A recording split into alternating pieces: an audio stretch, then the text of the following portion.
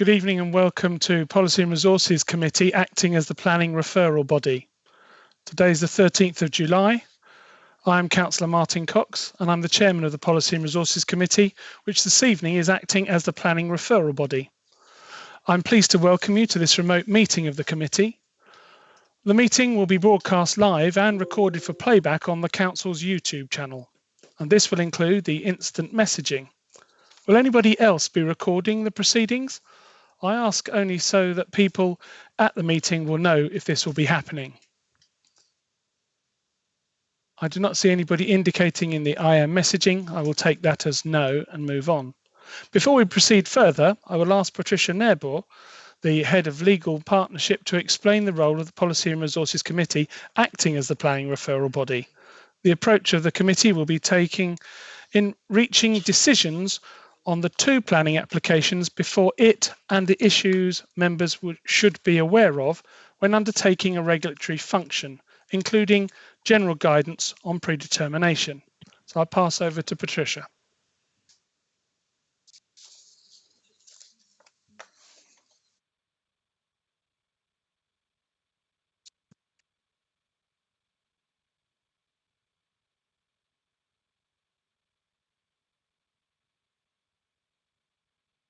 At this point, we're waiting for Patricia to come onto the call. I'm sorry to have started, but it was 6:30.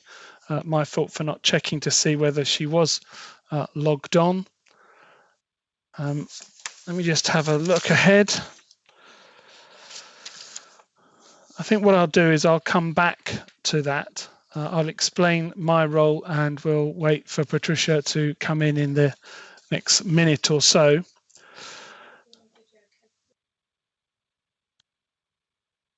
Okay.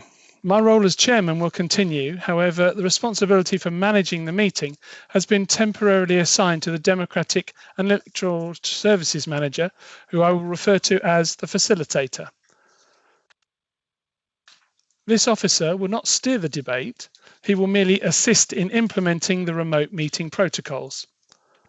A Democratic Services Officer is with us to produce the minutes and to provide procedural advice as required. Instead of public speaking, members of the public have been invited to submit written statements, which will be read out by me as the chairman, or videos which will be played in the appropriate speaker slot. We do have a number of statements this evening and videos. I will provide further explanations as we proceed through the agenda, but members are reminded that instant messaging will be visible to those viewing the meeting and must only be used for raising technical issues, indicating a wish to speak, raising a point of order, or seconding a motion. I believe Patricia is now on the line, so if I could pass back to her to just go over our role as this committee, please. Hello, good evening, Chair. Can you hear me? Yes, please carry on. Good evening. Just a brief introduction from me as monitoring officer for the council. The planning applications numbered on page 1 of the agenda pack have been referred to the Policy and Resources Committee for the reasons outlined in paragraph 2 of the covering report. Paragraph 2.4 of page 5 outlines the requirements of the Council's constitution and the role of the Policy and Resources Committee as the planning referral body. The Constitution enables the Head of Planning and Development to refer planning applications to PNR as the planning referral body to consider the applications if a decision of the Planning Committee could have significant cost implications for the Council's budget. The referral has been made because there are actual significant cost implications for the Council. This committee, as the planning referral body, has the statutory responsibility to consider the outline application and the detailed application afresh. The committee should consider the applications on the planning merits and can resolve to approve the applications subject to planning conditions. Alternatively, the committee may refuse the application. The Town and Country Planning Act 1990, Section 72, requires the local planning authority That's the planning referral body in this particular case when determining or considering planning applications for planning permission to have regard to the development plan, the relevant post-examination draft neighbourhood plan, which is material to the applications, and any other material planning, any other material considerations. Thank you, Chair. That's my introduction. I can refer to the planning officers or hand back to the Chair. Thank you, Chair. Thank you very much. I've explained my role, so I will now ask the facilitator to take the attendance register by reading out the list of committee members in alphabetical order. Members should confirm their attendance by answering present. The Council's constitution states that no member will be able to serve on the Policy and Resources Committee when it is discharging its function as the planning referral body without undertaking training.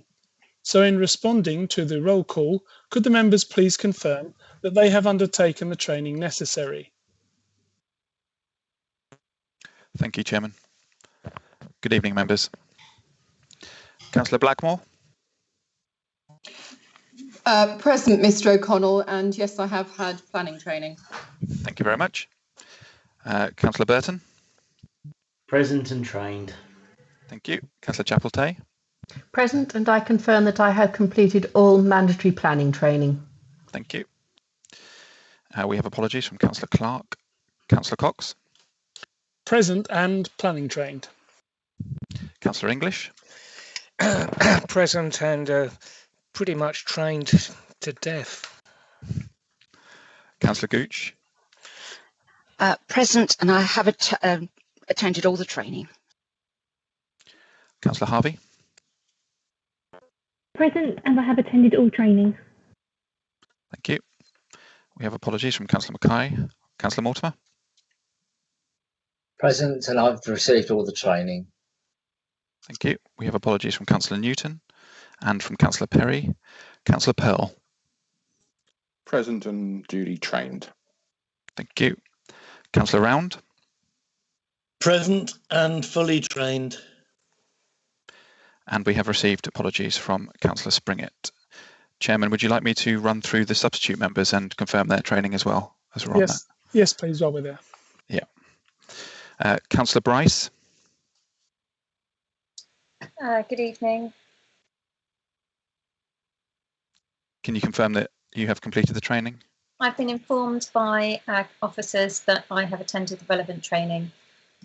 Thank you very much. Councillor Garton? Good evening. I'm substituting for Val Springett, Councillor Val Springett tonight, and according to my inquiries, I am fully trained and up to standard. Thank you. Councillor Harper? Present, and I received all the training necessary for tonight's meeting. Thank you very much. Councillor Joy? Present and also have received the training. Thank you very much. And Councillor Powell? Present and trained. Thank you very much. That concludes the attendance. Thank you, Chairman. Thank you very much. I will now ask the facilitator to read out the list of officers present in this virtual meeting. Thank you, Chairman. Please bear with me. It's quite a long list.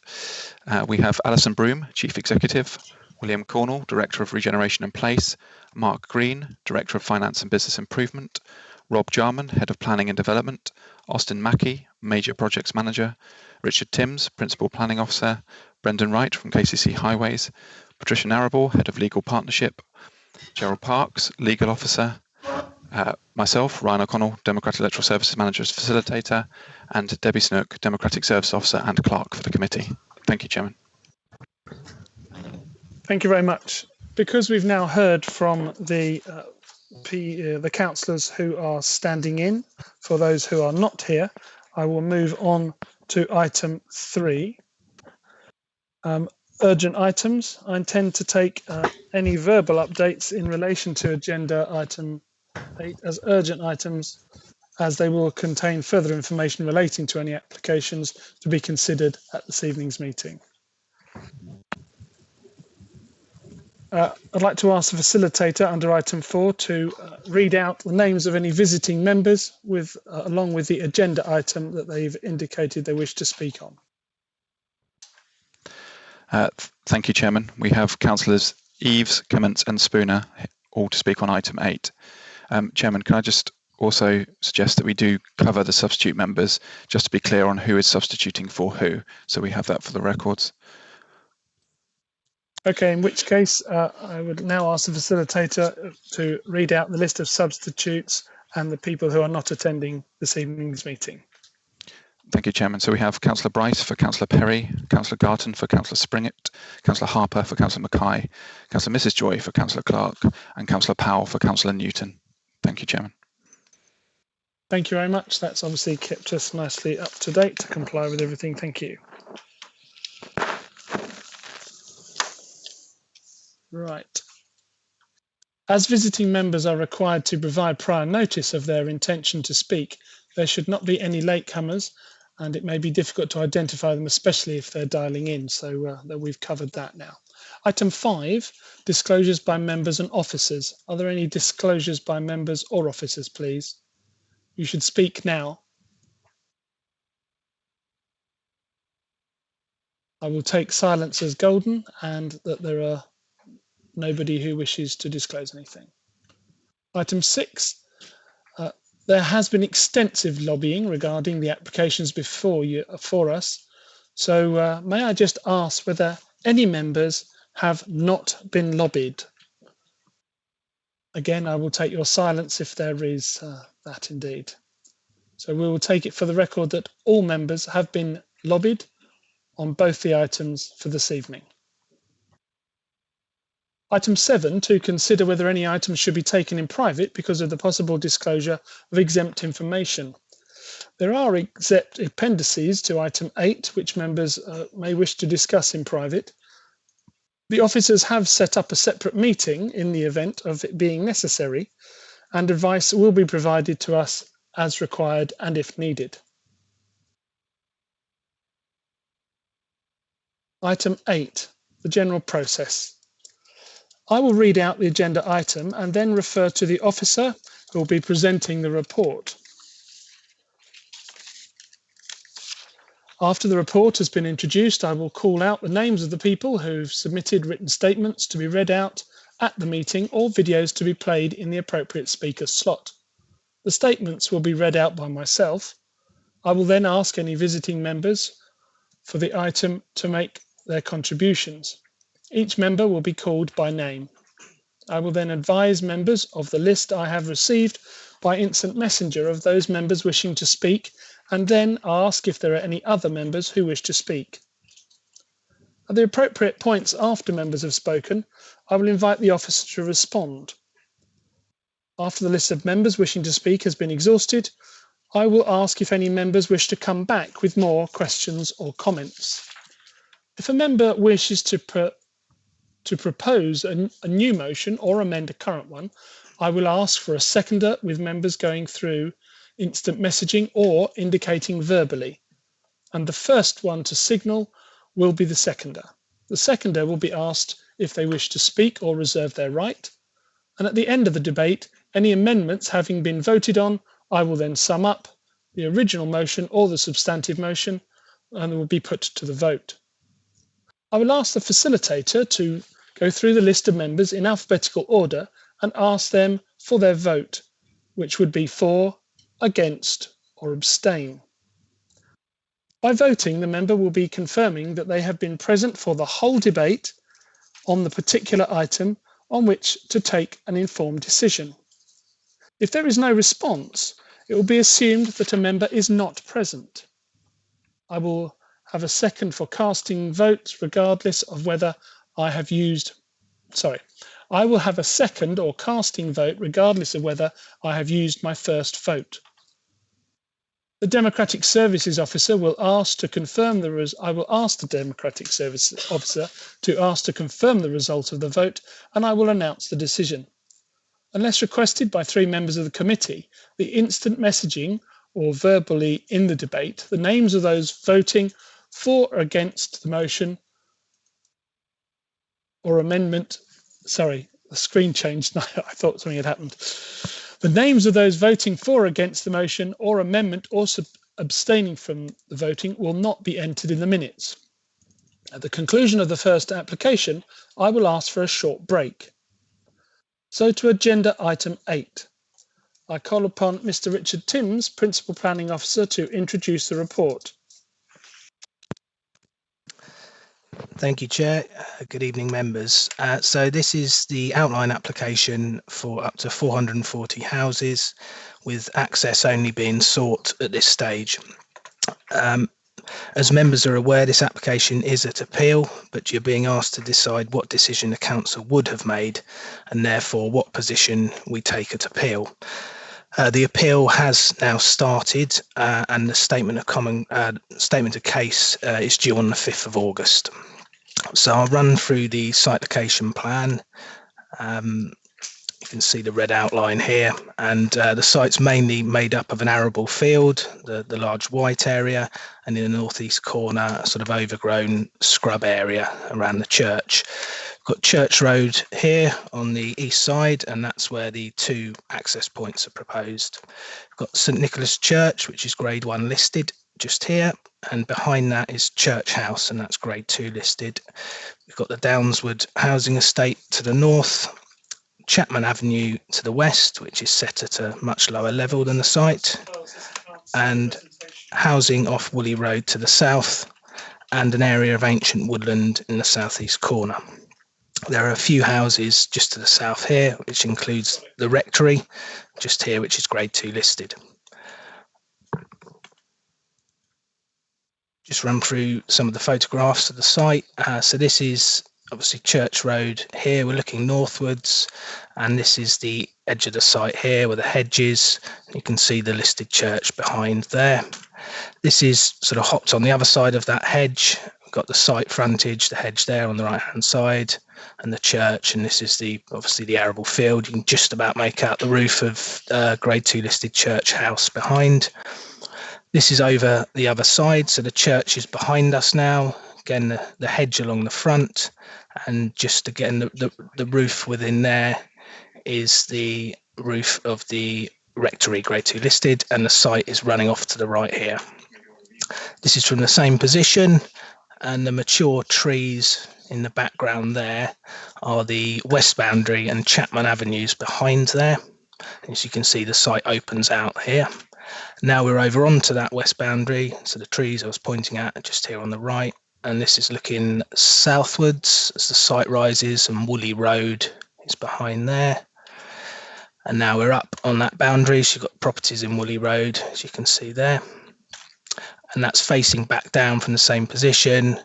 Chapman Avenue on the left hand side, you can just see the church in there, and the site runs down the hill and the right to Church Road. So, as I said, this is an outline application for up to 440 houses with 2 access points. We are considering the principle of up to 440 houses, and so the inevitable outward impacts, such as traffic and the precise access points, but not how the development will be laid out or designed. The layout of the development will be dealt with under reserved matters at the next stage. This is the access plans. And the site policy requires access to be taken from Church Road, and 2 access points are proposed, which are necessary for a development of this size. This is the northern access. You can just see the church there, and then the southern access, which is at the southern end of Church Road. Church Road will be widened outside the whole frontage of the site through the cutting back of hedging to a width that is acceptable to the Highways Authority. Now, whilst we're not deciding the layout, the applicant has provided this what's called a parameter plan to show development areas and landscape buffers that would be free of development. And this is to demonstrate how the site can comply with the site allocation policy. This plan would guide and provide surety over future reserve matters. And as you can see, it's got the sort of the green areas are the buffers that the policy requires along the frontage, around the church, along the west boundary, and also to the ancient woodland in the corner. And the applicant is proposing a dedicated church car park as part of their appeal. It's been sort of in and out of the application, but they've confirmed it's part of their appeal. So just picking up some of the key issues, site is allocated, as I said, for 440 houses in the local plan, subject to various criterion being met. Vehicular access is proposed from Church Road only, and that's in line with the site policy. Connections will be provided to the northwest, linking with the existing paths, to the northeast, linking here, and also to the south over council-owned land. With regard to the design and layout, whilst we're not considering the precise layout, the parameter plan shows how the development would comply with the site policy as outlined in the report.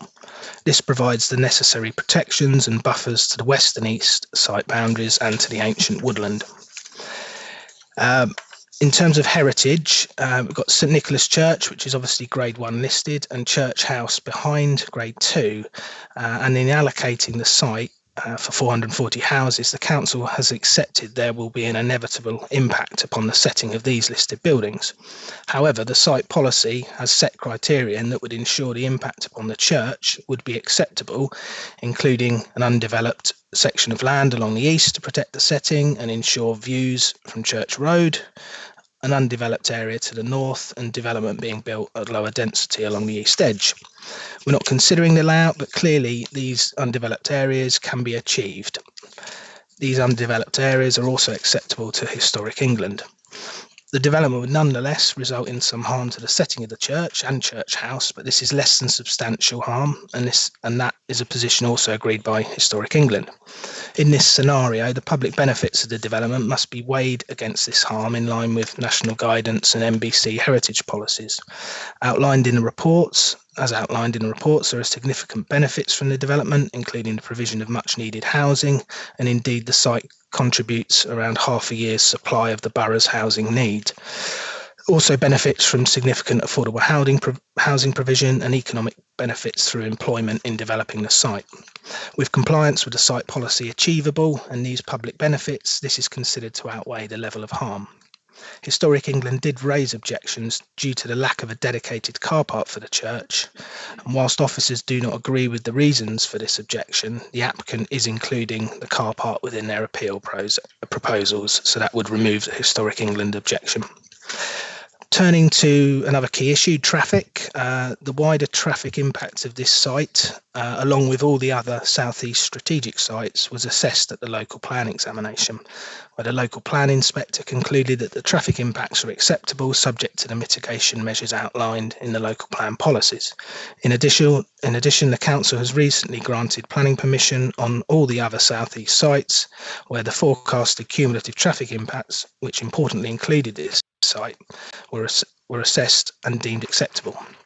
The site policy lists the strategic highways and improvements which are required for all the southeast sites, and these measures were found to be sound and suitable by the local plan inspector. As these requirements are based on cumulative traffic impacts and not just from this site, compliance is via SIL payments now, should this application be approved and implemented. The responsibility for implementing such road improvements and mitigation lies with the Highways Authority. In terms of more local highways impacts, KCC Highways are objecting on the basis of the narrowness of Church Road to the south, but just to be clear, Church Road will be widened outside the site, and the objection relates to the stretch of road further south of the site. As has been advised in the previous reports, this section of Church Road has a low incidence of accidents, is already well used, and these points are accepted by KCC Highways. The predicted increase from the development is on average just over 1 movement per minute during the busiest peak times, and this is likely to be smaller light vehicles. In addition, the applicant has proposed mitigation, including extending the 30-mile-an-hour limit, introducing build-outs with a give-way feature, and widening Church Road to 5.5 metres for a section. For these reasons, it's considered that an objection on this ground cannot be sustained and is unreasonable. In addition, policy H18, the site policy that was agreed and adopted by the council, does not require any widening of Church Road, and matters of highway safety were explored at the local plan examination, where mitigation was not required or the site rejected on these grounds, and nothing has changed since the plan was adopted. Signalisation is proposed at the Derringwood Drive and Wellington Street junction in order to mitigate traffic flows from the development on Derringwood Drive. And this signalisation significantly reduces potential queuing from 288 vehicles down to 39, which is a clear and significant improvement. KCC acknowledge there is an issue of queuing at the junction, but they also do not want to see any delays on Wellington Street, so they do not accept this proposal. They consider improvements would result in severe traffic congestion on Wellington Street. In the worst case scenario, if all the pedestrian crossings were called at that new junction, two arms of the junction would be over theoretical capacity, but if all the crossings were not operated, it would be within capacity. It's also the case that new traffic signals are unlikely to result in any significant change in traffic conditions on Wellington Street, or to a degree that would be severe, and that's because extensive queuing already occurs along the Wellington Street corridor and past this junction. The applicant's evidence also shows that when the Wellington Street A20 junction has to be improved by KCC and the Wellington Street Madgingford Road junction and the traffic lights are modelled together, the delay that would be experienced on this part of Wellington Street would actually be reduced marginally. For these reasons, it's considered that the objection on this ground is unreasonable. So I've just been through a few of the key issues. There's obviously many others which are outlined in the committee reports. And just to conclude, it's recommended that committee makes a decision that they would have approved planning permission, subject to the conditions and legal agreement outlined in the committee report at Appendix 2, and therefore that the council does not oppose the development for the purposes of the appeal. And just a couple of updates, Chair. The Affordable Housing SPD was adopted this week, I think it was very recently. This application proposes policy compliant affordable housing and is in accordance with the guidance. And we've received a number of further representations, but they do not raise any new material issues. Thank you.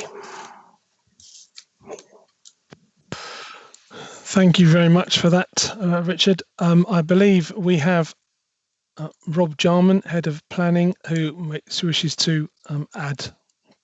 Please, Rob. Thank you, Chairman, and good evening, councillors. Yeah, just to add to what Richard has just said in terms of the strategic policy context. Strategic Policy 3 of the local plan concerns the South East strategic allocation, and this is made up of 6 sites. This is one of them. This is policy H18. So this policy requires key transport infrastructure improvements, including junction capacity improvements along the A274. Nowadays, these strategic improvements are dealt with via SIL, or if they're site specific, then they're dealt with via a Section 106 agreement or a Section 278 agreement. So for all the sites allocated in the local plan, safety is and was a prime concern. So the access to this site, as with all other sites in the local plan, was evaluated at the examination in public of the local plan. And as Richard has outlined, what was also evaluated was the impact on the wider transport network. In fact, this council provided its own corridor analysis evidence, so what I call localized highway modelling, and that was accepted by the independent inspector at the examination in public. With the mitigation, which is outlined in the criteria in the relevant policies, it was felt that the A274 and roads coming off the A274 were able to cope with the extra traffic flows. Lastly, I'd like to point out that this site, as with all the other sites, but there are 440 houses potentially proposed here, makes a significant contribution both to the 20-year housing trajectory up to the year 2031 in the local plan and our own 5-year housing land supply. Thank you.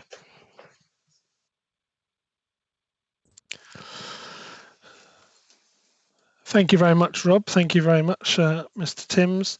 I now have representations by various bodies or people. So I will now be embarking on quite a bit of reading for you. We do have some videos, but they'll be played at the appropriate points. I have representation from Downswood Community Association, and it goes as follows. I would like to register my objection to the outline planning application for 440 residential new homes on the land west of Church Road, Ottham, ME15 8SB. As once again, I feel my previous objections to the application have not been addressed. I, along with 600 plus local residents, have objected to the Maidstone Borough Council Planning Committee with common sense and technical reasons why this new development should not be allowed to go ahead. And thankfully, twice this committee has refused planning permission for this site, but the developer still persists. The reasons for this is quite simply that they plan to make lots of money from the new homes. What they don't care about is the lives of residents already living in the surrounding area or the Grade 1 listed St Nicholas Church on the doorstep of this development. Instead, they keep submitting minor changes to plans so that the residents have to go through the process of objecting to them every time and hopefully give up. They either cannot see or care what will happen when the builders have long gone and all the problems they will leave behind for the local people to suffer with and the borough council to have to sort out. I believe the increase in vehicles from these 440 homes exiting onto a small narrow lane like Church Road with no pedestrian footpaths on either side would be dangerous for cyclists and pedestrians and would introduce almost permanent traffic congestion problems in and out of Downswood. We already have traffic problems in Church Road with traffic from the new Bicknell Wood development and the motorists fed up with sitting in traffic jams in Willington Street and using Derringwood Drive and Spot Lane as a rat run. What will it be like if 440 additional homes are allowed to be built?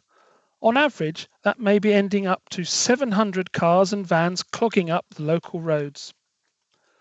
The Derringwood Drive, Willington Street proposed junction improvements would increase traffic congestion in Willington Street and Derringwood Drive, and the suggestion of traffic signals has already been proven to be unsafe in the past and the project was abandoned.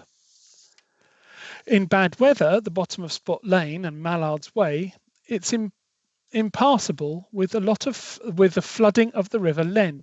This, of course, narrows the choices of routes out of Downswood. There appears to be very little infrastructure for the planned development, e.g.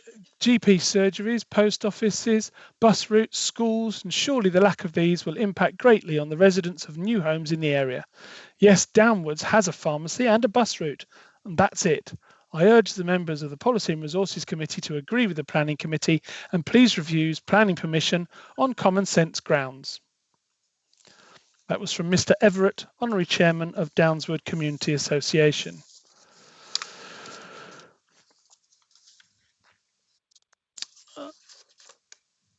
I also have representation by Councillor Rachel Gray on behalf of Ottham Parish Council. Ottham Parish Council maintain their strong objection to the two applications and urge members to uphold the Planning Committee's decision to refuse the applications. Church Road is a desired line used by pedestrians travelling between Downswood, Ottham Church, Gore Court Road, Seneca, Parkwood and the new Bellway developments of Bicknell Wood and Imperial Park. Passing between stretches of ancient woodland, arable fields, Grade 1 listed, Grade 2 listed buildings and a historic parkland is a popular leisure route which is used regularly by runners, cyclists, walkers, including families with children. Since March, more people than ever are enjoying this rural route. Although there are a number of public footpaths in Ottham, there are none that follow this north-south route on Ottham's west side. It's also a popular route for cars and vans travelling between the A20 and the A274, particularly during the peak hours when Willington Street is congested. A narrow country lane without pavements, Church Road has a particularly dangerous section of less than 4 metres wide with no forward visibility and any additional pedestrian or vehicle movements generated from this development would worsen highway safety. Do not be fooled by Bellway's proposal to widen Church Road to the south of the site as a solution to the problem. It cannot be done. Yes, they can widen a 210-metre stretch of the south of Little Squirries, but they cannot widen the dangerous pinch point between the gardens of Little Squirries and the old rectory. Sitting below steep verges like a gorge, this narrow stretch of road can only accommodate one vehicle at a time, or a pedestrian, not both. It's already very dangerous for pedestrians here who cannot jump out of the way as traffic as the verges are too steep and high. Bellwood's proposal to introduce build-outs with a give-way feature on the bend may improve the blind bend, but it will worsen the pedestrian safety through this already hazardous section. Northbound traffic will enjoy the right-of-way and speed through the gorge and endangering pedestrians. Southbound vehicles, having given way to a stream of traffic, will then be rushing forward to get to the other side. And what are pedestrians? Without a pavement or verge, how are they supposed to negotiate the traffic or build-outs in the middle of a carriageway? How will the southbound cyclist fare entering the uphill gorge from a standing start with a queue of traffic behind them? In addition, Bellway have provided no explanation as to how southbound traffic queuing at the give-way point outside the old rectory, waiting for northbound vehicles to pass through the narrow gorge, won't block the development's southern access road. In reality, traffic from the development will be prevented from exiting the site by the southbound traffic queue. This site access point will not work, as it will be blocked at peak times, contrary to DM1. In conclusion, contrary to DM1, the measures do not safely accommodate the vehicle or pedestrian movements generated by the proposal. Contrary to DM1, the measures do not address the connections between people and place. No mitigation could ever address the road safety concerns of the deep, narrow stretch south of the site. So the site is unacceptable and the proposal should be refused.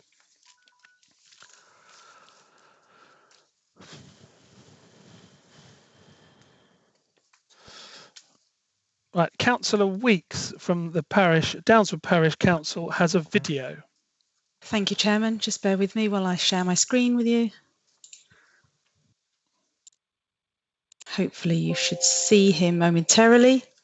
Can you just confirm that you can see him, Councillor? I can. Excellent. Here you go. As Chairman of Downswood Parish Council, I remain pleased that members of the Planning Committee have twice rejected the application from Bellway Homes for 420 houses to be built on this site in Church Road, on the parish boundary between Ottham and Downswood. Along with residents of Downswood, we are disappointed that this has not concluded the matter, and we urge members of Policy and Resources to follow this lead and confirm rejection of this proposal. Downswood Parish Council and other adjacent parishes and residents groups have already made it clear, evidenced and reasoned objections to this application. It is most certainly not a case of not wanting development on our doorstep, rather that this development with access only onto Church Road and via Downswood's already congested primary access route is completely inappropriate for this location. It would be severely detrimental to the Grade 1 listed St Nicholas's Church, but also practically because the infrastructure and proposed egress and ingress to the site via Church Road and narrow country lane, with traffic moving onto Derringwood Drive and the already congested Willington Street and Spot Lane, would cause chaos for existing residents and have a severe adverse cumulative effect on the wider infrastructure. Contrary to the recommendations made to you by your Head of Planning and Development, Kent County Council Highways officers recommend refusal of this development on grounds of highway safety. KCC Highways officers have stated to us that if they still had statutory authority to reject a planning application on highways grounds, then they would have directed that this proposal be dismissed. If allowed to proceed, this development will result in severe traffic congestion on Willington Street, Derringwood Drive, Spot Lane, Mallard's Way and Magingford Road, which will have a significant adverse effect on impacting residents. The proposed development will result in a worsening safety issues on Church Road to the south of the site, something which the developer has not yet addressed. Aside of the highway safety issues associated with Church Road, which have been very clearly expressed by the Highways Authority, Historic England have continued to confirm that the development would have a severe impact on the Grade 1 listed St Nicholas's Church, making the proposal contrary to current policy. The proposal does not enhance the natural or historic character of the area, and it is also noted that the developer has not demonstrated that there are no land stability issues arising from the existing geology of this site. We already suffer from insufficient school places within a reasonable travelling distance and have a significant shortfall of available doctors and dentists within easy reach of this parish. Additional housing would only put further pressure on an already struggling system. This development, with access solely via Church Road, must not be allowed to proceed, and we trust that elected members of NBC will use their authority to ensure that this does not happen. Thank you. Thank you very much, Mr. Weeks, for your video input. I now move on to Miss Sugden, Clerk to Bearsted Parish Council. She has given a written reference. Dear Sirs, regarding planning application for the proposal, the two items, I'll skip that bit. Berwick Parish Council has been informed that both the outline and detailed planning applications for the proposed housing development detail are to be considered by Maidstone Borough Council on Monday the 13th of July. Bearsted Parish Council wish to inform the committee that they continue to object to these applications in the strongest possible terms and wish to reiterate their objections, namely traffic generation and impact. We would question that this proposal meets NBC's policy on modal shift, given inadequate footpaths being not directly on a bus route, and the use of train dependent on cars to get to the nearest station. With or without an over-reliance on the car, this proposal would generate a huge traffic impact on the already laden roads in the vicinity, which have been significantly impacted by substantial development along the 274 corridor. We're particularly concerned about the impact on this this development would have on the traffic using Willington Street and the severe traffic congestion that will result from the proposed Jerringwood Drive Willington Street junction. This arterial route would be severely impacted by this development, with a detrimental and severe impact on the transport network, contrary to policy DM21 of Maidstone Borough Council's Local Plan 2017. As motorists seek to find alternative routes to avoid congestion, it becomes inevitable that the transport network in the vicinity will also be heavily impacted, particularly on Spot Lane. There's already been substantial cumulative effect on the traffic in the area as a result of the substantial development along the 274 corridor. Highway safety. Bearsted Parish Council have further concerns about the highway safety on Church Road, but also on Roseacre Lane and Spot Lane, which are often used as a cut-through to the motorway and to avoid the congestion on Willington Street. These lanes are constrained in width, are largely without footways, and were not designed for large-scale vehicular movement, which this development would produce. Conclusion: Bearsted Parish Council wishes to reaffirm their objections to these applications and is strongly opposed to this development. Bearsted Parish Council agrees with and is fully in support of the reasons for refusal agreed by Maidstone Borough Council Planning Committee on the 25th of June.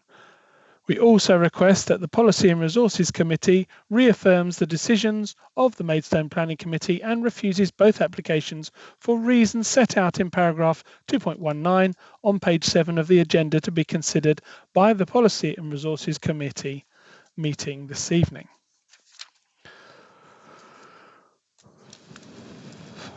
Right, so before I move on to the councillors, the last one is from Mr. Goodban. For the applicant.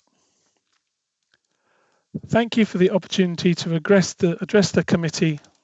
I'm just checking this isn't a video. No. Thank you for the opportunity to address the committee tonight, where you are acting in your capacity as planning referral body. You'll be considering afresh our two applications for land at Church Road in Ottham, advising PINs on how you will have voted on our outline scheme for up to 440 homes and determining our detailed application for 421 homes. Clearly, you will be aware of the considerable history associated with these applications and the reasons why they have been referred to you. But we urge you to carefully consider the following points. Our schemes are well designed and have received support and commendation at member presentations and met all your policy requirements. Indeed, we have worked hard with our detailed application to deliver a scheme that exceeds policy requirements in terms of renewable energy and open space, offers 30% affordable housing, retains the key public view of the church from Church Road, and provides significant open space around the church and listed buildings to minimise the development's impact, offers a good relationship between existing houses and those proposed, with separation distances in excess of 30 metres. It also provides for a well in excess of 60-metre landscape buffer to the ancient woodland with layered landscape approach for native species. Furthermore, we can offer a flexibility on church car parking and potential widening of the section of Church Road. This site is allocated and forms part of your adopted local plan, which was consulted upon over a 5-year process, tested by an independent examiner and fully approved by full council. The local plan examiner considered the impact on the site highways and the listed buildings when deciding whether to allocate the site. Importantly, the traffic was modelled until 2031 and therefore is very much up to date. If you're minded to refuse these applications, there'd be a major inconsistency in decision making when compared with the other recent approved applications in South East Maidstone. These schemes were approved based on the same cumulative assessment of traffic undertaken by MBC, attracted the same unsustained objections from KCC, and were also allocated sites in the adopted local plan. KCC already holds millions of pounds from developers of other sites and central government funding in order to undertake the approved mitigation measures in South Maidstone. Our scheme would also provide further funding, without which the mitigation measures would be underfunded and may not be able to be delivered in their entirety. Legal opinion from both RQC and MBC's barrister concludes that there are no reasonable reasons for these applications to be refused. And should members be inclined to refuse these schemes, it would put the council at a risk of costs being awarded. Your officers estimates this to be in the region of £90,000 plus the council's own legal costs of £70,000. We believe this is a very conservative estimate given a recent similar situation in Swale. We would strongly argue this is a gross misuse of public funds, especially on an allocated site. We urge you, given the above and based on your decisions on sound planning judgment, follow the advice of your officers and carefully consider the council's barrister's opinion and that of RQC. If you're minded to approve our detailed application tonight, then we will commit to withdraw our appeal and our outline scheme once the period for legal challenge has passed. Thank you.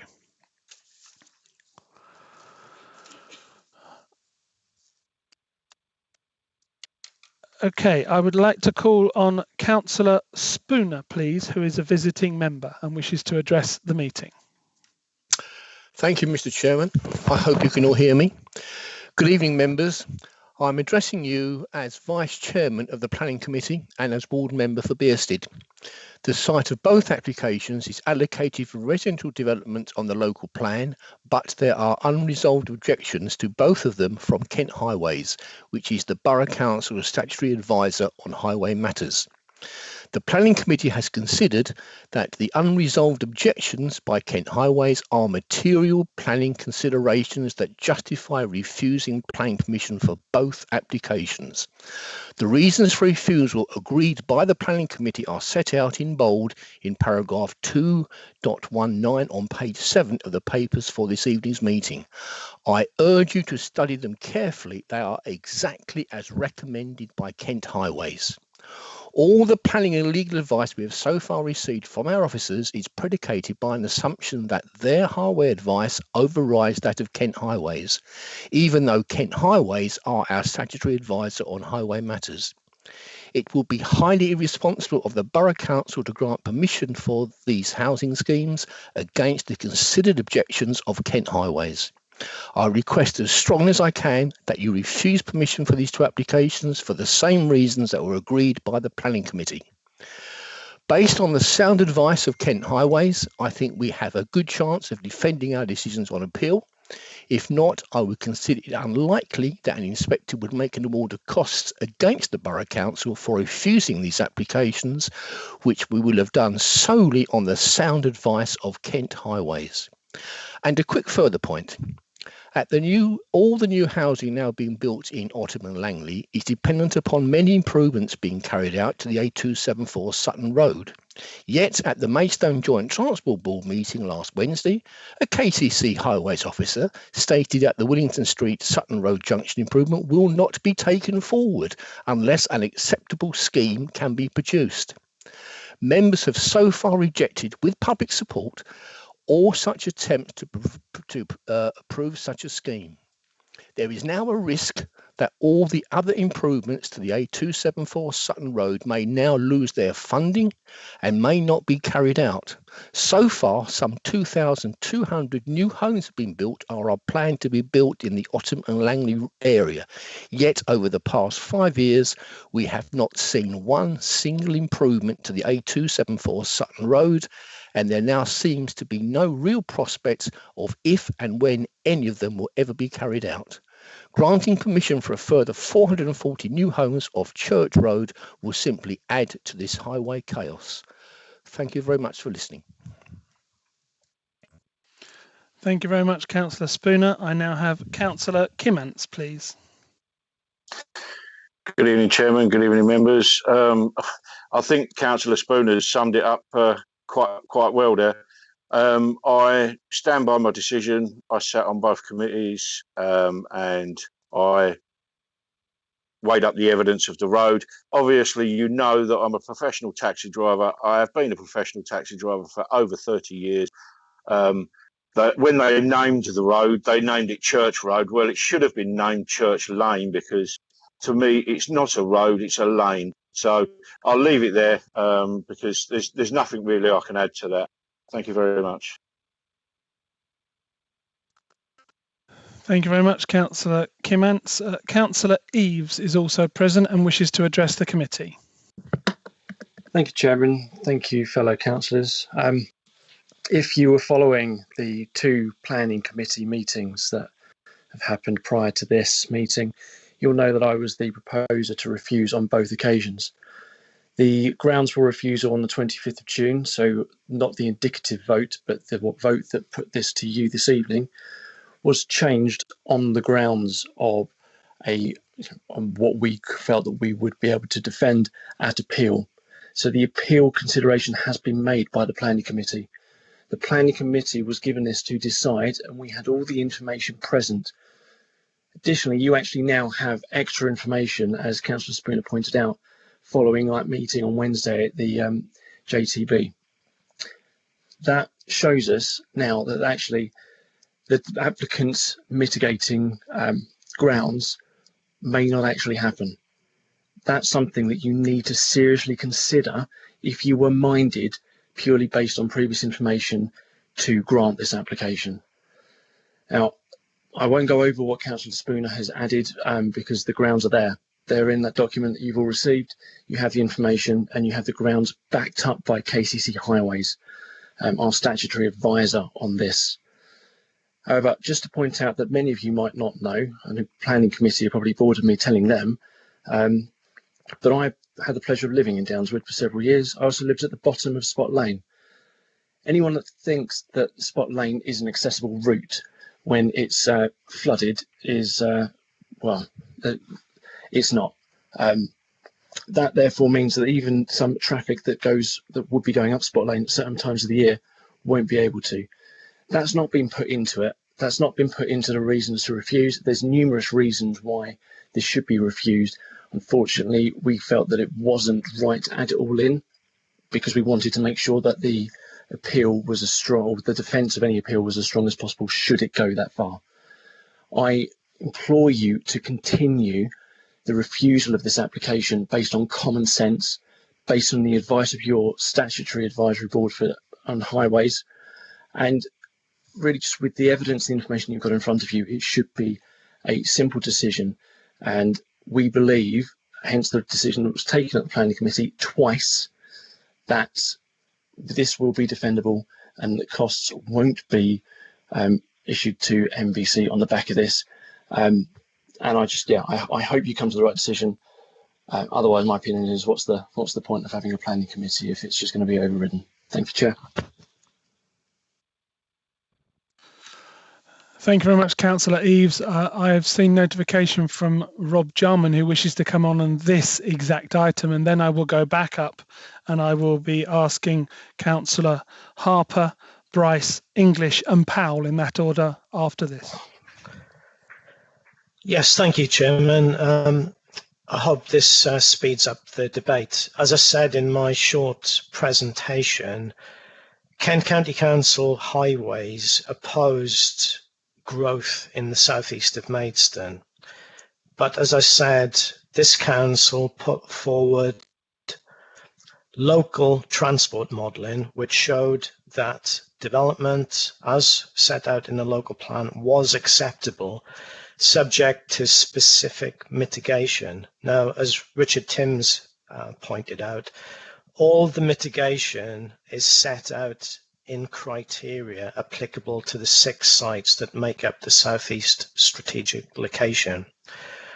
All a developer can do, any housing company, is comply with the criteria, and then either by way of SIL for strategic infrastructure, monies are given over to Maidstone Borough Council, or if it's site specific, monies or infrastructure again go over to Maidstone Borough Council and then are transferred to, with regard to transport, to KCC Highways. And I think, as already been pointed out tonight, the developers on all of the 6 sites have given over monies to KCC Highways. There's also funding from the Southeast Local Economic Partnership, in total £8.9 million. So that is all a developer can reasonably do, is offer the money, or in the case of SIL, pay it over. Thank you. Thank you very much for that, Mr. Jarman. I'd like to now, I know it's been a long time. We've had many people wishing to obviously speak and the statements that have been read out. I have had indications via the IM messaging. So I'll go to, and in this order, Councillor Harper, Bryce, English and Powell. Councillor Harper. Thank you, Chair. Obviously, one of the things we've been taught is that every application has to be considered on its own merits. And that's obviously what we need to do tonight.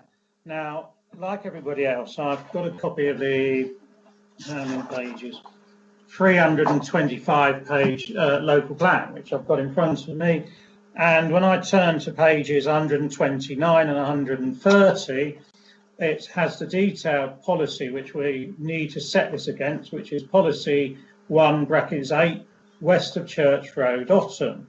And it lists out various criteria: design and layout, access, air quality, open space, community infrastructure, which seems a bit lacking based on some of the questions in terms of community facilities, retail and GPs. But anyway, highways and transportation, and strategic highways and transportation is when you look at that, when you look at items, sub-items 12, 13, 14, 15, 16 and 17, you come to one of the real issues, it seems to me, relating to this. As we've heard from our visiting members tonight, you know, the issues around Sutton Road and Willington Willington Street become crucial for this. This is only to be given approval according to our local plan if, as it says in 14, improvements to capacity at the junctions of Willington Street, Willis Avenue and Sutton Road, and then 15, package of measures to significantly reduce traffic congestion on the Sutton Road and Willington Street. What did we hear? And I attended the JTB last week. Again, we heard that Kent County Council is now saying that due to further work, it may not be carrying out any of those things. So in fact, when we look at the strategic highways and transportation criteria, which have to be met for this to be given approval, KCC now seem to be suggesting that none of those works may be undertaken. In which case, it would seem to me, if we can't meet the criteria along which this was put into the local plan, it possibly should fall by default. A couple of other things I just think are relevant. We're talking about 440 houses in this outline planning permission. 440 houses we know will lead to at least between 800 and 1,300 cars. If the only way, which is typically a 2-bedroom property, normally has 2 cars, and you go upwards. And we're looking at a mixture of housing and tenure here. So it's more than likely, if you look at anywhere where any of us, look in your own streets, how many cars are there per house? Not many houses typically now just have 1 car. So in rush hour, when people are going to work, taking children to school and so on, there's only 1 way in and out, or 2 ways, both onto Church Road. So you could have 800 to 1,000 or more cars spilling out within an hour on that road. So where is it going to go? That's a dangerous road. I know Martin Cox has been there in the last day or two.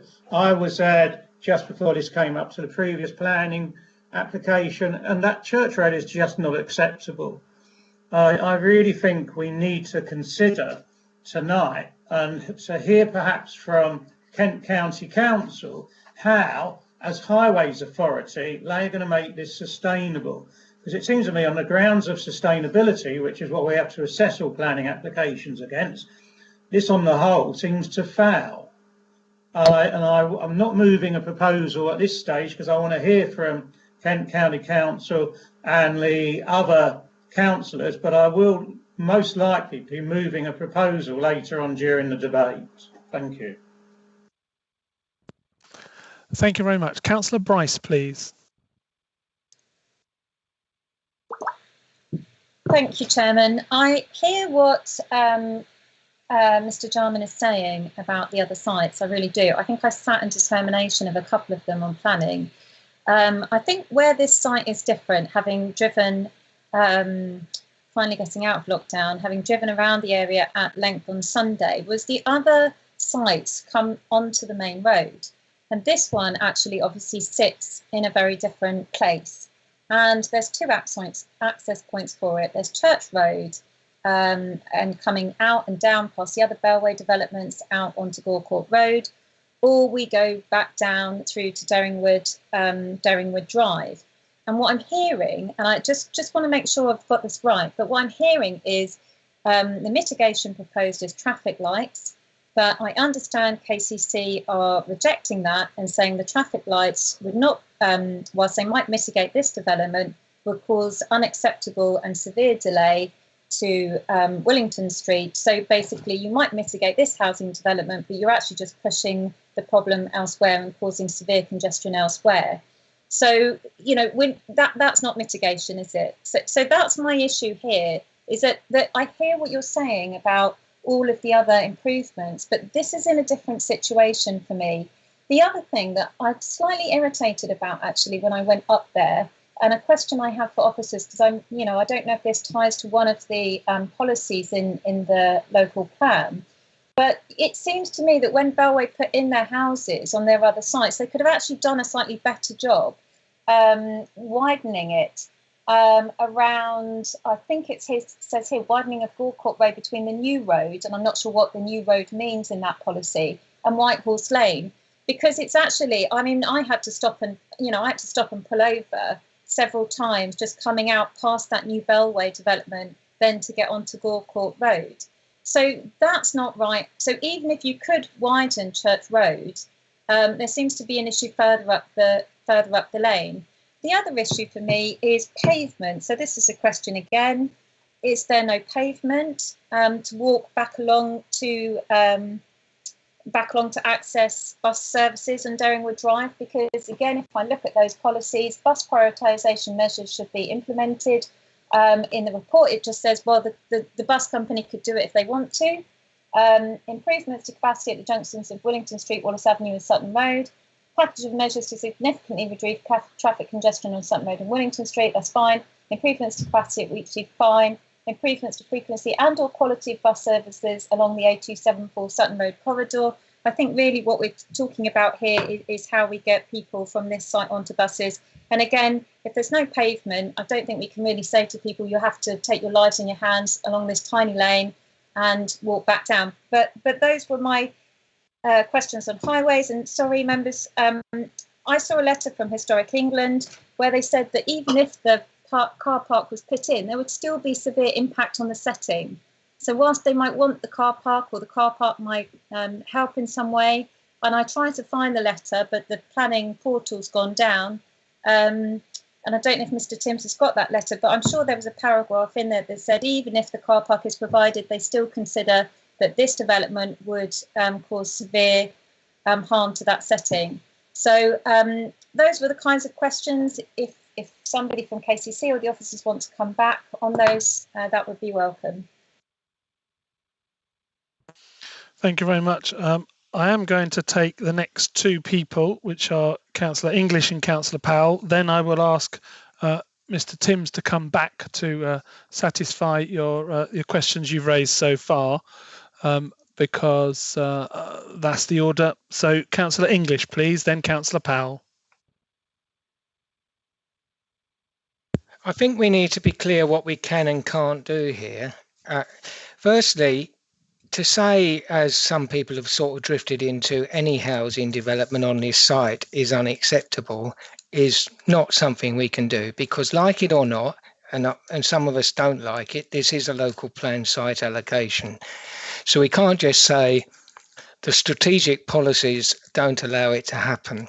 Similarly, contrary to what has been said, Heritage England have not objected. I personally think the car park is deeply damaging to the setting of the listed building, but English Heritage don't take that view, and they have not taken the view that with the car parking, this is an unacceptable impact on a listed building. Similarly, unless it was totally misreported to me, I think the JTB has moved on somewhat from the position that was actually referred to by a couple of speakers here. So I think we have to be very, very clear that this process we're doing tonight, and by the way, contrary to what some things have been said, this is a perfectly legitimate procedure to have, because this is a very important decision which has a lot of repercussions. But we are where we are. And I think Planning Committee has considered this very, very carefully. And we felt, I think correctly, at Planning Committee, overall, the majority of the members at that time, and I've reflected since, and I'm reflecting now, coming to the view that we were generally right to limit our comments to the particular local circumstances, because as far as I can see, the legitimate or not, as you may think, views of Kent Highways on the local traffic arguments that relate specifically to these applications on these sites are the only possible grounds of objection that could be brought forward. Because if you start getting into the strategic and local plan allocations policy, the situation is extremely clear. On that basis, the application should be approved, and we wouldn't have a leg to stand on. What we do have to consider is the position of Kent Highways as the statutory consultee on highways matters. And they've taken quite a strong stand so far, and it'd be interesting to see whether they are continuing to take that strong stand, and doubtless Mr. Wright will help us on that issue in due course. But if we are going to take the same decision as Planning Committee, it has to be on those specific grounds or another specific ground, because the general policies do not argue against this application in any way contrary to that. They support it. Finally, I would say that Councillor Harper is right about one thing in particular. There is a contradiction between the site policies in general in the local plan and the lack of clear commitment to cycle routes in the full application. So going forward with that, if we do take whatever decision we take, we need to actually be clear because of the stage of the process we're in, what conditions we would like to see, even if we refuse the application, because it is something, because if heading into an appeal process, we need to be able to actually tell an appeal inspector what conditions we would have we would consider to be appropriate. And I think that the condition that was added at planning committee about the extra cycle provision should be carried forward whichever decision we come to. Thank you for listening.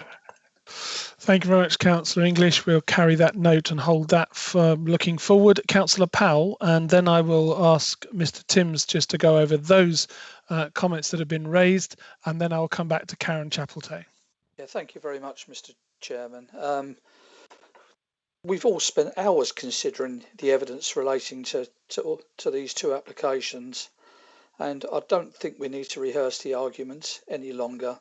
I viewed both of the previous applications, which were extensive, they were researched, and tonight I was hoping that I was going to come back and to join this meeting with something new on the table, but I'm hearing exactly the same thing again. And I really do take on board the comments by Councillor English just now, Councillor Harper and Councillor Bryce, without the speakers that we had beforehand. You know, I've listened to the historical importance, the fact that St Nicholas Church to Grade 1, 150 years older than Leeds Castle. It's the setting that's extremely important in planning terms. The four listed buildings were on that particular site.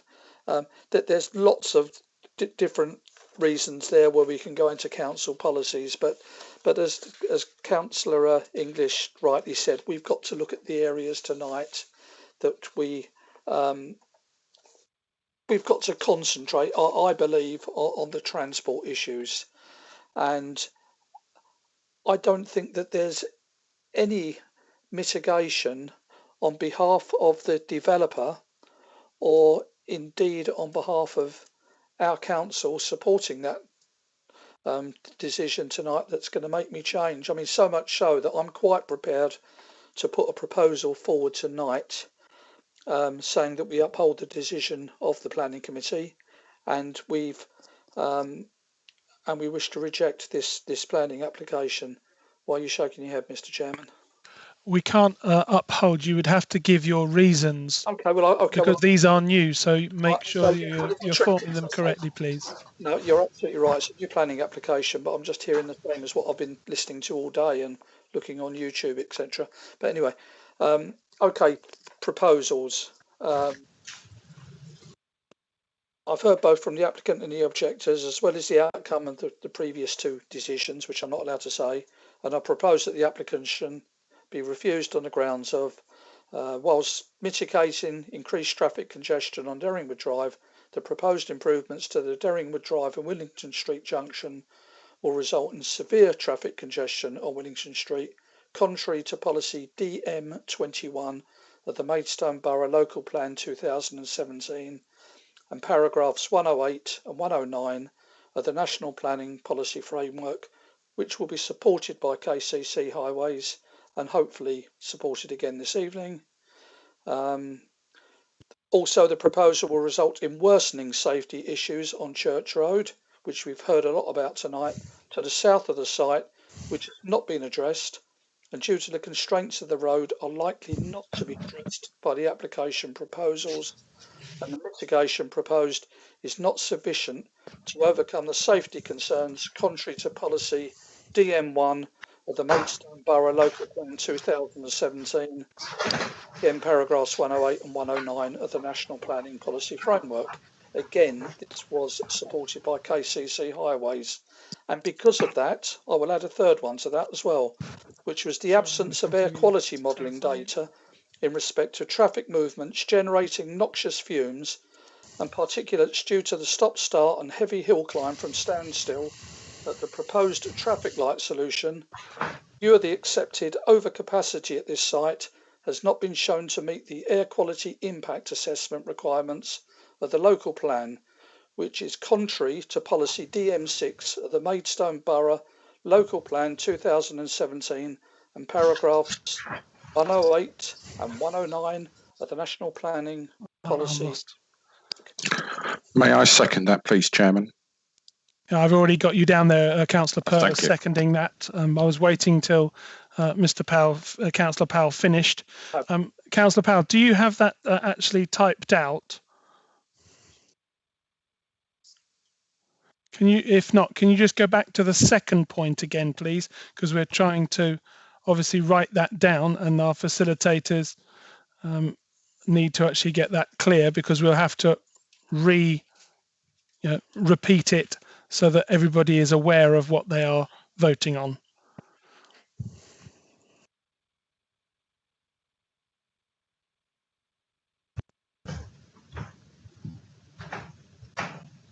Because you spoke at A at length and B quite quickly. If you hold on 1 second, please. It's the air quality reason, if I could have that again, please. As Councillor Powell, are you still there? Councillor Powell's back. Excellent. Can I have the air quality reason again, please? We are writing it back out again. So I've just had an IM message to just repeat it as slow as possible, because we will have to make sure it's correct, and then everybody needs to know exactly what they're voting on.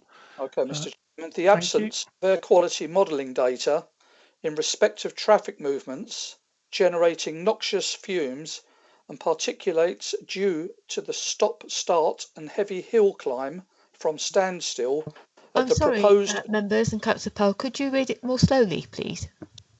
Yeah, the absence of air quality modelling data in respect of traffic movements generating noxious fumes and particulates due to the stop, start and heavy hill climb from standstill at the proposed traffic light solution. Are you still with me? Hello? Hello? No, I'm not. Hello? Yes, Councillor Pearl, please carry on. As slow as you're doing, it's perfect. Powell, I think you meant. Right. In view of the accepted overcapacity at this site has not been shown to meet the air quality impact assessment requirements of the local plan, contrary to policy DM6 of the Maidstone Borough Local Plan 2017 and paragraphs 108 and 109 of the National Planning Policy Framework. Thank you, Mr. Chairman. Thank you very much, Mr. Powell, for going back over that. I will just mute to just check we have that written down as accurately as we need, and then I will come back. Thank you.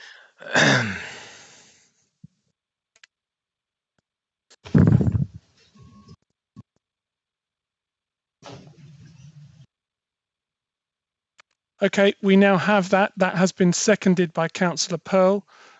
We will just go back over, crossing the T's, dotting the I's, and then we'll read that out. I do also have other people who wish to speak, but the seconder, Councillor Pearl, I need to go to you first, or do you wish to reserve your right? I would just briefly comment, if I might. I thought that Councillor Kimantz has saved me a lot of time by saying that Church Road ought to have been named Church Lane. And I think Councillor Harper has also saved me a lot of time in making it clear that many of these mitigation measures that are enumerated in H1.8 are not happening. Forgive me for mentioning it, Chairman, but you and I and Councillor Gooch back in November 2018 sat in a certain courtroom and we heard counsel for the Highways Authority make it crystal clear, I think, that, for example, the measure in para 13 of H1H was never going to happen. And I think it would be sort of fanciful to grant planning permission on what's the basis of what's clearly wishful thinking, and that's why that's a large chunk of why I agree with Councillor Powell, and on that point I'll rest. Thank you very much, Councillor Pearl. I have got to go back to Mr. Timms initially to answer some of the questions that were set out, because I think the answers or reference to what the previous Councillor Harper, Bryce, English and Powell have set, or certainly up to Councillor English have put forward. I'd like to hear Mr. Timms's retort. Thank you, Chair. Yeah, briefly on the points. I don't want to repeat Mr. Jarman, but there's been reference, Councillor Harper and Councillor Pearl just then. Obviously, the strategic criteria, as Mr. Jarman's already pointed out, and in the committee reports, the applicant can't be held responsible for the strategic highways works not being delivered. And as I say, Mr. Jarman and myself and the reports outline that. I think there was a point made about 800 to 1,000 cars leaving the site per hour. I just want to make the point that's not correct. The traffic that comes from a site doesn't necessarily all go in 1 hour at the same time. So I just need to point that out factually. That's not correct. Councillor Bryce then referred to widening on Bellway's other site to the south. Well, that widening is not entirely relevant to this site, although that is the only widening that our local plan requires, and that was carried out with agreement with the Highways Authority, so that has all been agreed. And in terms of I think it was the pavement sort of linking to or how buses link into the site, basically, I mean, it's obviously an outline application, we've not got the detail, but as part of it, a pavement would be provided outside the church. It can't be wide enough to standard, so a path within the site would also be provided that wraps around the church. So there's two options there to link into Derringwood Drive and the buses. And as the report says, Arriva are happy to divert their buses in at the right time. They're not requiring any subsidy to do that because it's obviously viable for them to do it, and they have confirmed that. And in terms of Historic England, they have said, and I quote, Historic England has previously accepted the principle of development on the site, and this continues to be our position on the basis that it's an allocated site, provided your council is satisfied your own policies for development are capable of being met. We also accept that it's unlikely the overall harm can be reduced given other constraints on the site, and thus the proposal in its current form is capable of meeting NPPF requirements to minimise and thus also justify the harm. Their objection lies with the lack of a car park. And I just want to quickly give the information as reference to the A274. The modelling with this application shows that the A274 and the Willington Street junction, there would be 12 trips from this development in the morning peak and 20 in the PM, and the impacts on that junction is 0.3 and 0.4%. And you can understand that because this southeast site is the furthest one away from the A274, and most of the traffic will be going north. And indeed, at the Wheatsheaf, it's 4 trips in the morning and 2 trips in the afternoon. So the actual impact of this site is extremely low on the A274. And then I've got to move on to the reasons for refusal that are put in. I mean, the first two, obviously, the same as the previous decision. So our advice is within all the documents, so I won't go into great detail there, other than for us to have to advise once more. We don't consider those 2 first grounds are reasonable, and again would risk significant costs at appeal. The third ground, air quality, the applicant has provided an air quality assessment which meets the necessary requirements of our local plan and indeed the environmental health officers, and it shows it would have a negligible impact from the development. So I would strongly advise that that ground isn't pursued, and if it is, again, it would be unreasonable and put the council at significant risk of costs at the appeal. Thank you, Chair. Thank you very much, Mr. Timms. I would like just to go back to Councillor Harper, who, when we were going through the wording, wished to raise an additional item that he wanted included. So Councillor Harper first, and then Councillor Chapeltay, and then Councillor Gooch. Thank you. Okay, thank you, Chair. It comes out of at the two previous times when this was discussed in May and June, I attended as a visiting member of the committee and requested that the committee altered one of its conditions. So I think in terms of the current outline application we're looking at, on page 35, there's a condition number 6, which is relating to pedestrian and cycle links to the site. It refers to St Nicholas Church and Church House, and also then to Woody Road. Now, what I think we need to do, and I think Councillor English might be able to perhaps provide correct wording if I don't, is that we need to add to that condition, and I think it's relevant whether you wish to approve or oppose the motion tonight, and that the addition to the criteria to condition 6 needs to be around that the pedestrian and cycle links be provided no less than 3 metres wide with no steps, and to be compliant with policy SEM3. The reason for adding that is that Sustrans, who've been commissioned by this council on a number of occasions to recommend improvements to our cycling infrastructure and walking infrastructure, have been suggesting that all new routes be prepared to a minimum of 3 metres in width in accordance with national government standards for dual use footpaths and cycle routes. And we need to ensure that those proposals are carried forward into the plan here, and also where there's suggestions you might have steps as part of an access for cycling and pedestrians. Clearly steps are inappropriate, so they would need to be removed. So I'm suggesting that we amend condition 6, because obviously at this stage we don't know whether the proposal will be agreed or not. But clearly this terms also of sustainability. We're currently failing in terms of our integrated transport plan in terms of pedestrian and cycle access to this site. So the mover of the motion, Councillor Powell, may wish to add that as a further reason for rejection, that this fails to accord with our policies in terms of pedestrian, cycling and active travel. Thank you. I'm just going to ask Mr. Timms to come back in there, Mr. Harper, because half of that was good and half of it wasn't really allowable, but I'll over to him.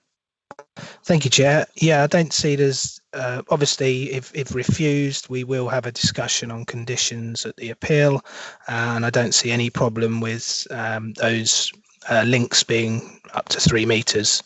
I think what is problematic is requiring that these steps in the northwest corner are removed and ramped. For a number of reasons there is it's significant works there which would I suspect eat into a large amount of that space. The applicant doesn't own it, so there's a lot of uncertainty over whether that can actually be achieved, and therefore we can't suggest conditions where it's not achieved, where it's potentially not achievable. What the applicant has come forward with at one of the previous meetings that maybe we didn't discuss is they are willing to provide sort of rails. I think you can sort of put your bike on a rail as you're going down steps, so that's something that could potentially be added. Thank you. Can I say that actually the rail, talking about the rails, that would help the part of the problems, because that's one of the things they're implementing at railway stations now. Well, you learn something new every day. I've never seen about that at railway stations. Obviously, there are rails. But anyway, before Councillor English has indicated to come back, but I really know that Karen Chapeltay and Councillor Gooch have been waiting. So Councillor Chapeltay first, please. Thank you. I have a procedural question mostly for Mr. Timms. I actually sat on the planning committee on the 25th of June, which this was initially considered. I can confidently assert that I'm not predetermined because in two separate motions I voted for this on one occasion and against it on another. However, the reasons that the planning committee then decided on for refusing this are clearly not the same as the reasons that we as a referral committee are now considering. According to paragraph 2.17, the decision on this application now lies out of our hands anyway because the applicant has launched an appeal. And therefore, what I would like to understand is what happens if, as a planning referral body, we reject this application, what the planning inspectorate will do with that decision, and particularly the reasons we give on this occasion for refusing it compared with the reasons we gave on a previous occasion and on which presumably they're basing their appeal. Thank you, Councillor Chapeltay. I'm going to pass over to Mrs. Parks to give you reference for that, please. Thank you. Good evening, councillors. Can everybody hear me okay? Yep. Yeah. So the decision of the Policy and Resources Committee acting as the planning referrals body on this outline application is to advise the position the council will take at the appeal. As you rightly stated, the decision has been taken out of the council's hands on this outline application because of the predetermination appeal that has been lodged by the applicant. So that will be going to a public inquiry later in the year, and at that point the decision of this committee this evening, who are now making the final decision on this outline application, will form the council's defence of that appeal. So that is the decision you'll be making this evening. So any grounds that are put forward this evening, if you decide to or that you would have refused the application, will be the defence that the council puts up at the appeal. And that's the reason we also need later to discuss the conditions point, because if the inspectorate is minded to allow the appeal, we need to be clear on the conditions we would like to see attached to any approval. Does that answer your question? I think so, yes. If I could just follow up with a supplementary question then. If we agree tonight that we would have passed it and we attach conditions, in the appeal process, will we then be able to attach those conditions to it by submitting them to the planning inspector? So, sorry. Guarantee that we will get those conditions through. So if this evening the committee is minded to say that it would have approved this application, then it's likely that the council would put no defence up to the appeal, and the appeal itself, the inquiry hearings, will just focus on the planning obligations and the conditions. That's generally what would happen in such a circumstance. Okay, thank you. Thank you very much for clearing that up. Councillor Gooch, please, would like to ask a question to KCC Highways. Thank you very much, Chairman. I'd like to ask a question to Brendan Wright. Good evening, Brendan. Can I ask you whether the grounds of refusal, are they the same ones? Is it the same argument that you put to the examination in public? I'm just wondering exactly what your objections are based on, please. Because the reason I ask that is because I think it's paragraph 12 of the MPPF that requires us to demonstrate that something must have changed between the approval of our local plan and what we're considering now. So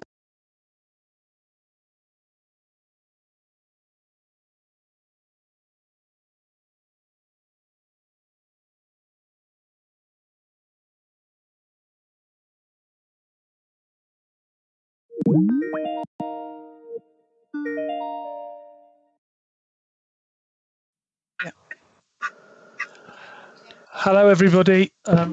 We now have to. I dropped out. Yeah, Oh so did dear. I. Oh, sorry, I Can- don't know what happened there. Can everybody please mute, and then we will go for a roll call again before we ask KCC to comment. So everybody off mute. I would now like to ask the facilitator to just do a roll call of the members present at the now on this committee. Thank you. Thank you, Chairman. Councillor Blackmore.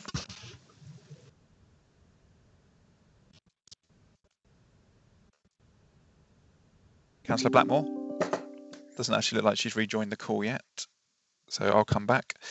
Councillor Bryce.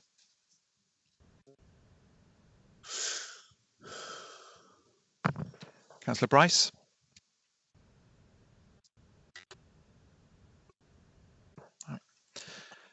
Councillor Burton. Present.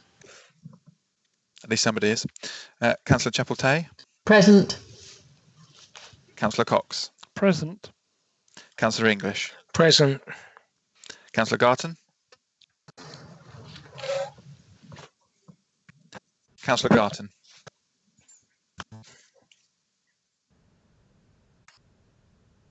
Councillor Gooch. Present. Councillor Harper. Firing on all cylinders currently. Councillor Harvey. I'm back. Councillor Joy. Present. Councillor Mortimer.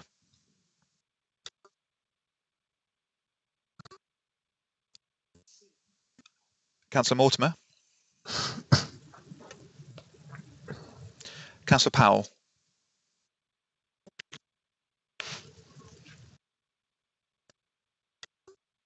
Councillor Powell. Councillor Pearl. Present. Thank you. And Councillor Round.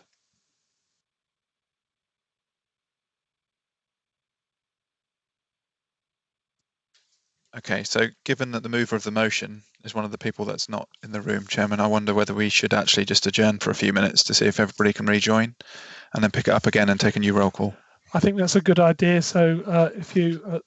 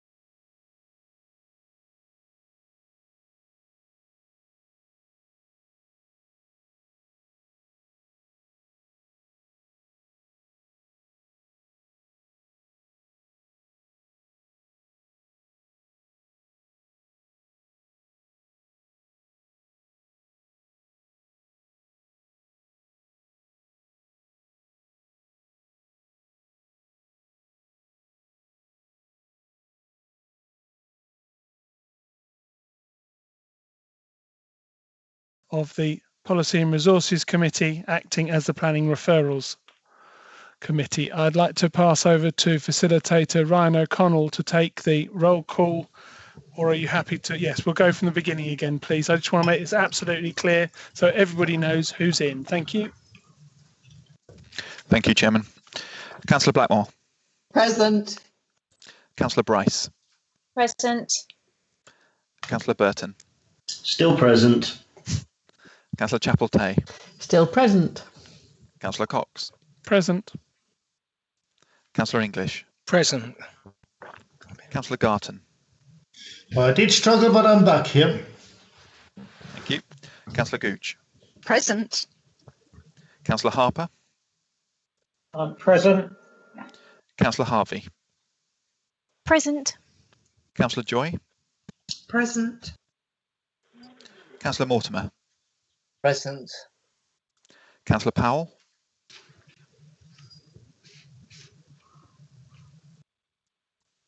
Councillor Powell.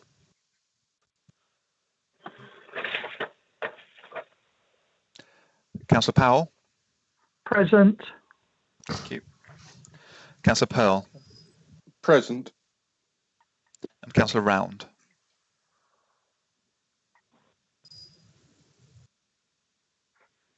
Councillor Round.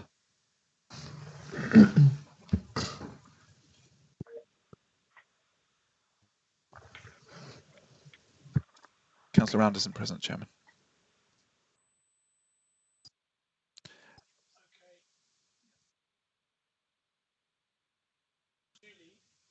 Present. Ah, there we are. Gives us a full complement, I believe. If that happens again.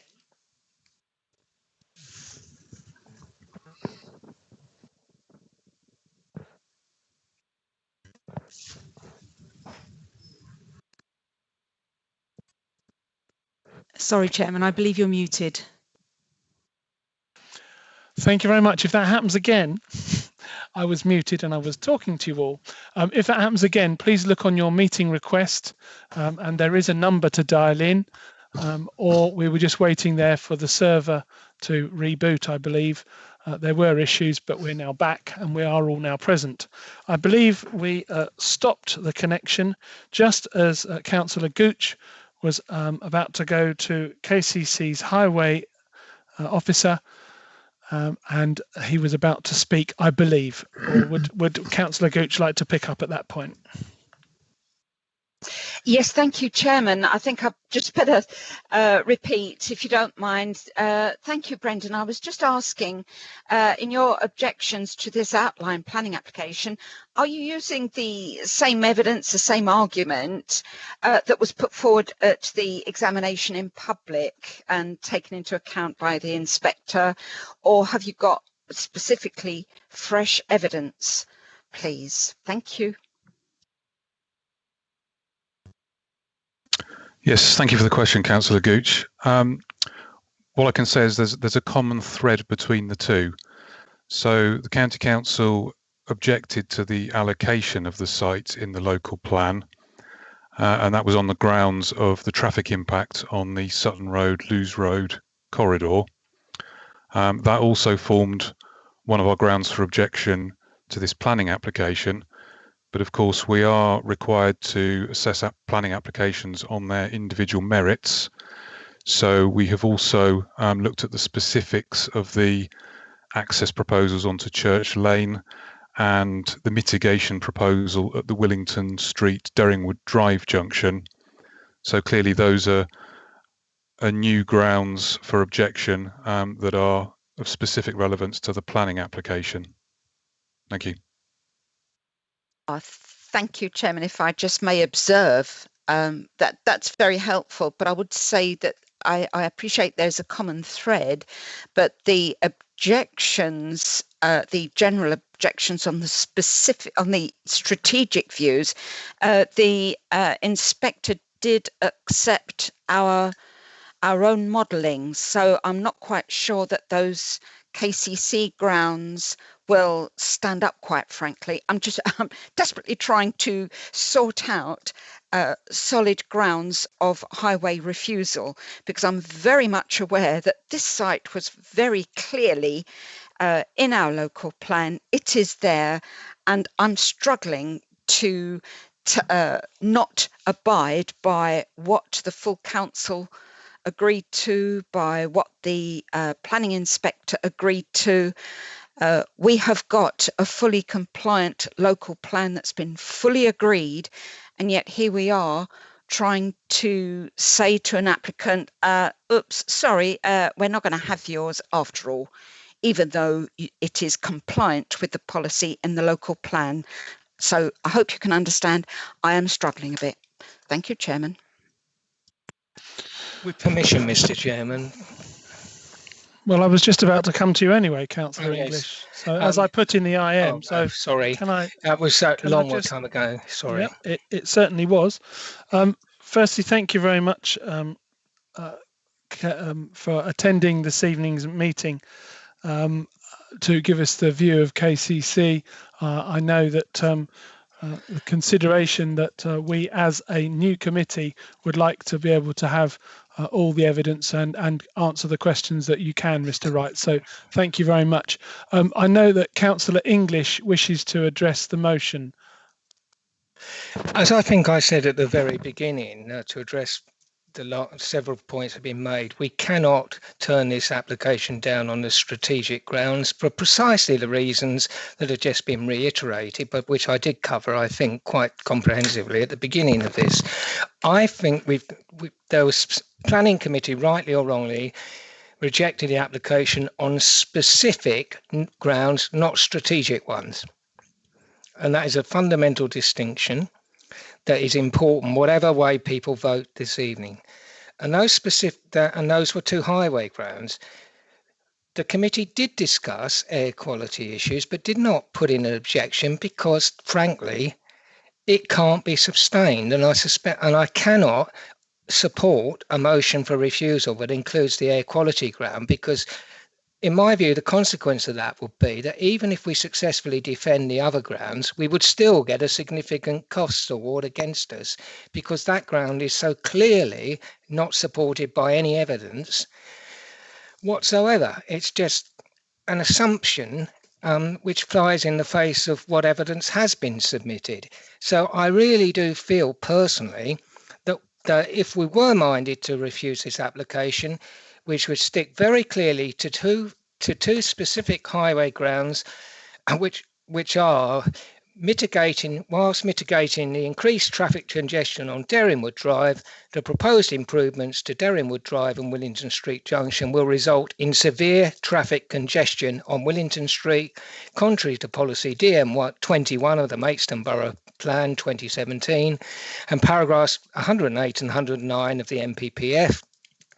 And secondly, the proposal will result in worsening safety issues on Church Road to the south of the site, which have not been addressed, and due to the constraints of the road, are likely to not be addressed by the application proposals, and the mitigation proposed is not sufficient to overcome the safety concerns contrary to policy DM1 of the Maidstone Borough Local Plan 2017 and paragraphs 108 and 109 of the National Planning Policy Framework. And I formally move that as an amendment to the motion to refuse, which I believe is the only thing on the table, so I can move an amendment at this stage,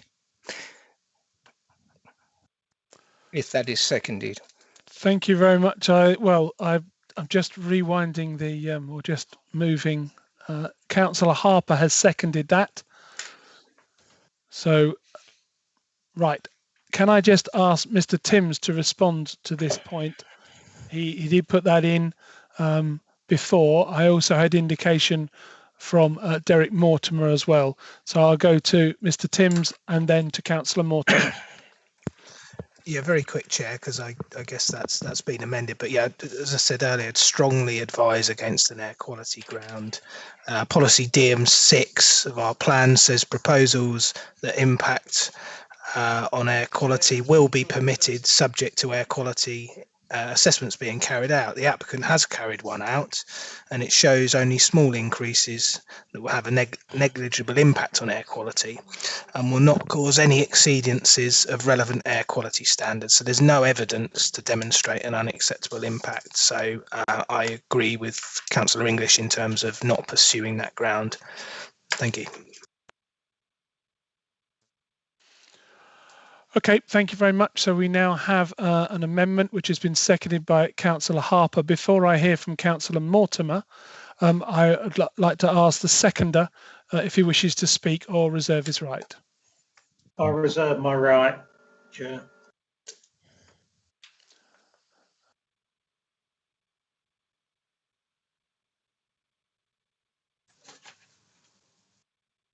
Councillor Powell, do you accept this as an amendment?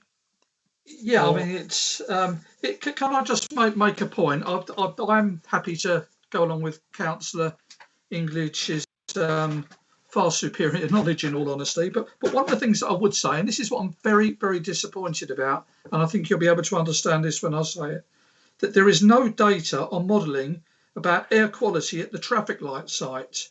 The consultants just concentrated their efforts on the development site. So I know I really shouldn't say it, but Mr. Tim's assertion is wrong. However, in the interest of this meeting, and I'm prepared to go ahead with 1 and 2.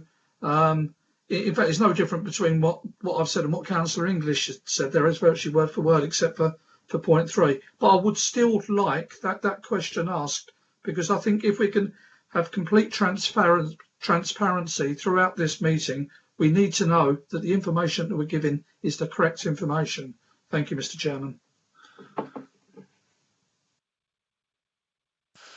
Okay, I've just asked if Mr. Timms would like to come back on that, but I would hear from Councillor Mortimer, please.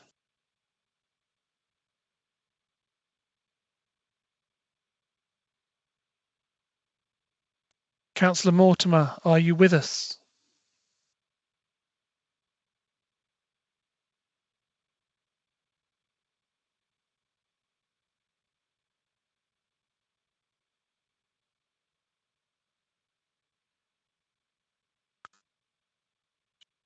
Okay, at this point, I can see that either Councillor Mortimer has dropped out. I can't see a time on his IM message. It was just before, so it was maybe about 3 minutes ago, but he has now missed quite a significant input from Councillor Powell. Can you just hold on? I just want to take advice as to whether he's now gone for too long. Hold on, please.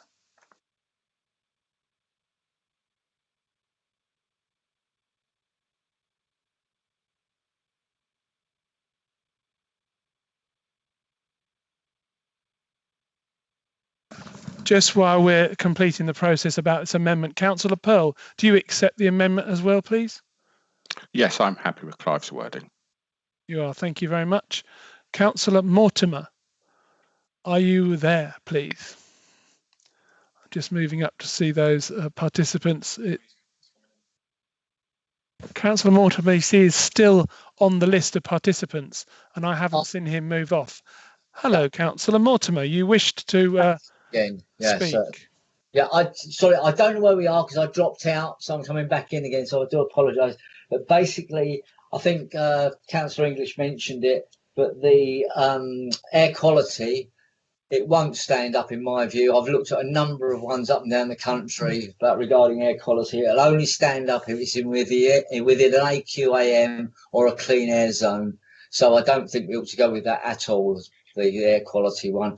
And I was going to ask Mr. Wright a number of questions regarding the junctions, because I've only heard bits and pieces about the JTB meeting, but the 5 criteria that we've got for this policy site, I suppose Mr. Timms would know them, obviously, but on page 24, we've got 13, 14, 15, 16 and 17. Where are we with those? Because I hear we bought the wheat sheaf and it's going to be knocked down and it's got to increase capacity. So when's that going to happen? And all the other bits and pieces going on. And I don't think anybody really understands where KCC are coming from and how it is helping the borough council with its need for housing. Mr. Wright, there you are. The gauntlet's been thrown down. Could you please respond? Thank you. Yes, the junctions you refer to, I mean, the Wheatsheaf and Willington Street, Sutton Road in particular, I mean, they have formed part of the Maidstone Integrated Transport Strategy. And a consultation was held on that earlier this year. And the findings of that consultation were reported at the Maidstone Joint Transportation Board held last week. So at that meeting, members were updated on the progression of the design work, the fact that the current coronavirus pandemic has resulted in uncertainty over the future of the funding that was secured via CELEP, but that we at this stage continue to move forward with our work. So the Wheatsheaf, for instance, that is still progressing. We are designing a scheme that will improve capacity at that junction. The Willington Street Sutton Road junction, which originally was part of the integrated transport strategy but is no longer, that's a scheme that we were looking to move forward with using Section 106 monies. But as was mentioned earlier this evening, the Joint Transportation Board resolved that the scheme design needed to be revisited. So there is further work to be done to identify a form of junction improvement at that location that members are happy to approve. Thank you. That's okay. Thank you, Mr. Wright. I'd just like to say that regarding the Willington Street one, I mean, at the end of the day, the junction has needed improving capacity for many years, and we could have got on and planted the trees 4 or 5 years ago, got a whole new road scheme planned, and we wouldn't have to keep all this backwards and forwards business if we jumped the gun in the first place. Thank you.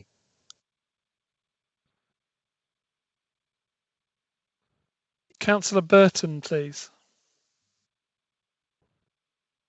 Thank you, Chairman. For clarity on this issue of the discussion at JTB, I have it on very good authority that actually when those Willington Street improvements were knocked back, the specific question was asked at JTB of the Highways Officer present as to whether any such revised proposal was likely to be forthcoming or even possible. And as I say, I have it on good authority that the response was no, we don't see any other way of doing that. So I'd like to take Mr. Wright's comments on that, if possible, if that was the case, is his understanding. Because if so, I do think actually it throws the potential for that road improvement to ever come about into total jeopardy. Mr. Wright, if you would, please. Yes, thank you, Councillor Burton. I don't think I could say outright there is no solution that could be brought forward. We're clearly at a point now where we've taken 2 designs to the Joint Transport Board, and for various reasons they weren't approved. Clearly, we're going to go back and look at it again. So I wouldn't at this stage want to rule out that we won't find something suitable, but clearly there is further work to be done.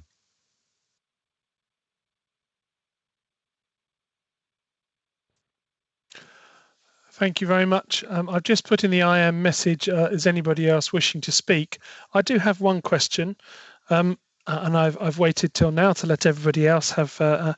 We've heard from the people who made representation by writing in, and I think I will ask the question. We've heard that the developer may not bother putting in the paths. Can I ask about the paths on Church Road to Mr. Timms? Because I couldn't see a drawing whether they're going to be on the west side that lead down into Downswood, So going north and south on one side of the road, or are they proposed to be on both sides of the road? Because I am very concerned about the loss of a hedgerow, and it will very much change the character of the road.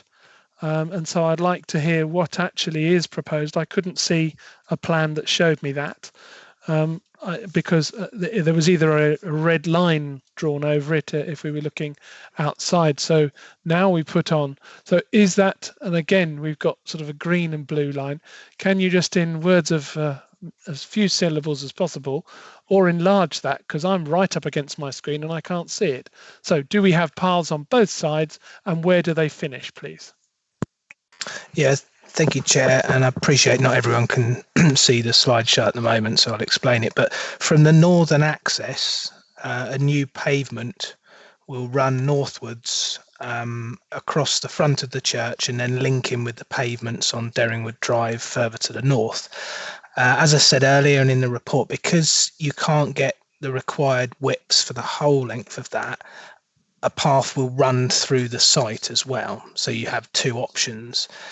Going south, there aren't any pavements because you're not going to encourage people walking south. It's a long distance to any services there, but you can cut through Willey Road. So in terms of pavements, that would just be on the north of the northern access. So nothing on the south access at all, which would connect the south to the north access? You would walk inside the site to get there. Yeah, up. Yeah, from the south. People living in the south part of the site would walk through the site to link up with the northern access pavements or go round the outside of the church. Okay, thank you very much. Now look to the left-hand side to see Councillor Garton and Councillor ask a question, but then followed by Councillor Powell, just making Mr. Timms clear that he's expecting an answer to his earlier question. So Councillor Garton first, please. Yes, I mean, basically, I love this site. It's developers have gone into great detail for family-friendly development in a beautiful setting, and this would be an ideal case for exemplary urban extension.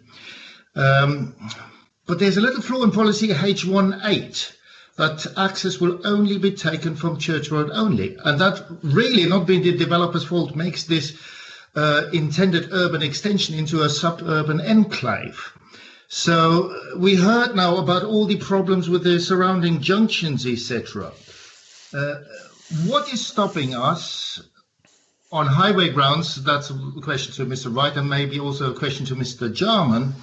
What is stopping us to readdress our local plan, the fault we have in the local plan, so that we can actually join the town together, have a join into an access into Senacre, make use of the schools and the shops and the community sites in Senacre, and actually grow the town rather than building enclaves all over the place, which just cause total traffic chaos. So two answers there, please, from Mr. Wright and Mr. Jarman, or Mr. Timms, whoever, if I may. Thank you. So should we go to well, Mr. Wright potentially was in that list of people that Councillor Garton was wishing to acknowledge. Thank you, Chair. There is scope for the applicant to have proposed an alternative access arrangement, but they have chosen to comply with the local plan policy and obviously provide the two access points onto Church Road. So the highway authorities had to review the planning application on that basis, and clearly that has led us to object on highway safety grounds, because all the traffic will feed out onto Church Road, and a sizable proportion of it would route to the south along Church Road, where it is particularly narrow, and we're very concerned about hazardous conflicts. So we've had to assess the application on that basis. But an applicant, clearly, when they're pulling together their proposals, has scope to consider alternatives and discuss those with us. Thank you very much. I'm going to ask Mr. Timms to come back in there before I go to Eddie, Louise and Derek. Thank you, Chair.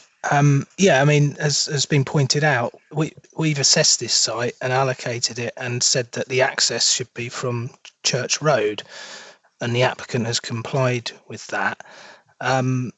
It's all well and good saying that they could look at alternative access from Kent Highways, but the route to the south is over land the applicant doesn't own between a number of houses. It's very narrow. I mean, you can't provide an access there, but say importantly, we are saying access should be from Church Road. And I disagree that a sizable proportion of vehicles are going to go south. It's just over 1 a minute over the peaks.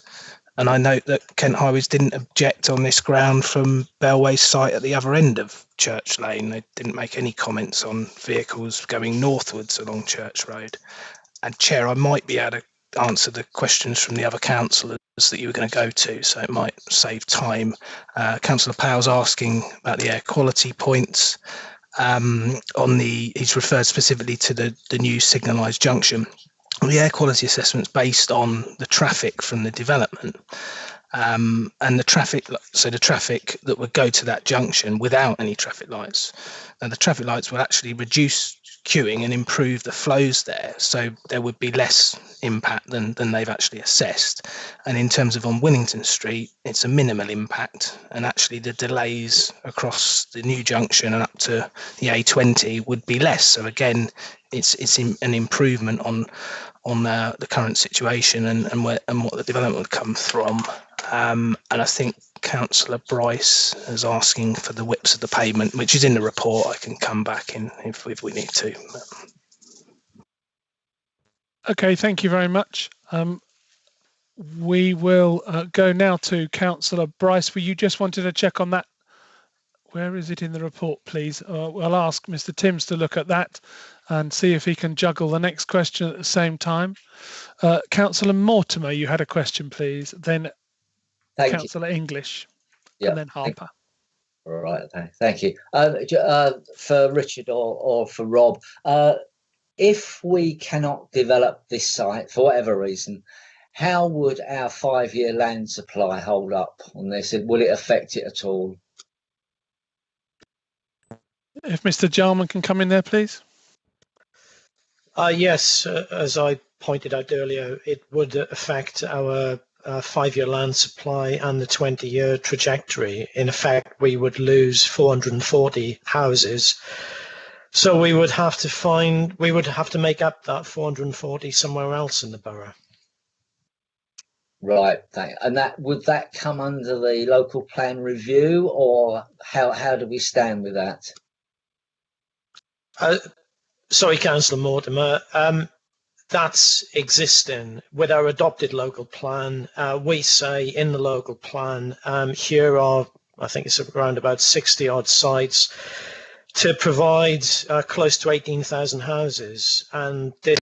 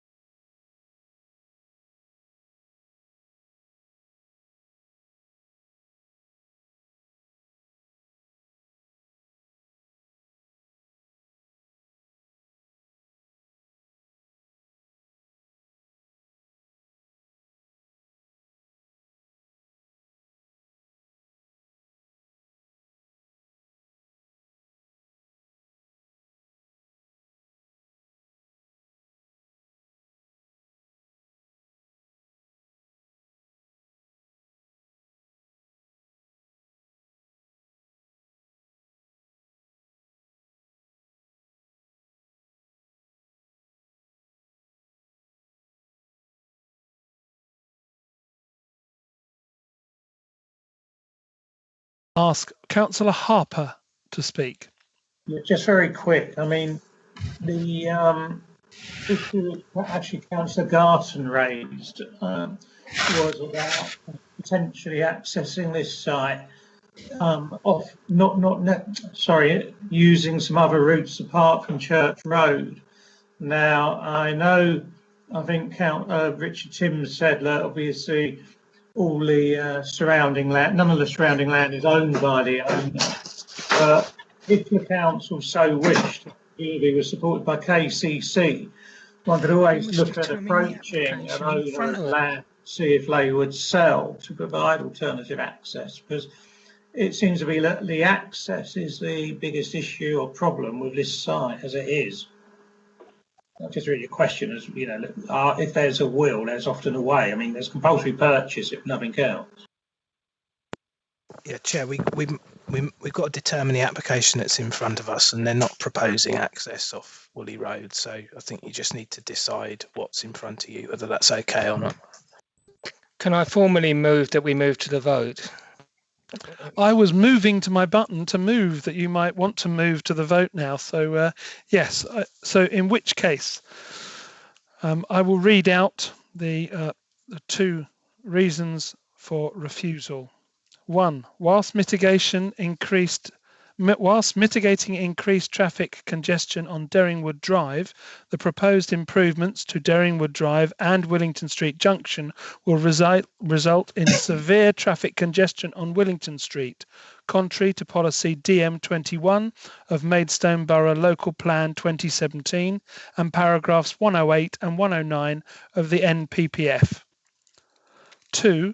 The proposal will result in worsening safety issues on Church Road to the south of the site, which have not been addressed and due to the constraints of the road are likely not to be addressed by the application proposals, and mitigation proposed is not sufficient to overcome the safety concerns contrary to policy DM1 of the Maidstone Borough Council Local Plan 2017 and paragraphs 108 and 109 of the National Planning Policy Framework.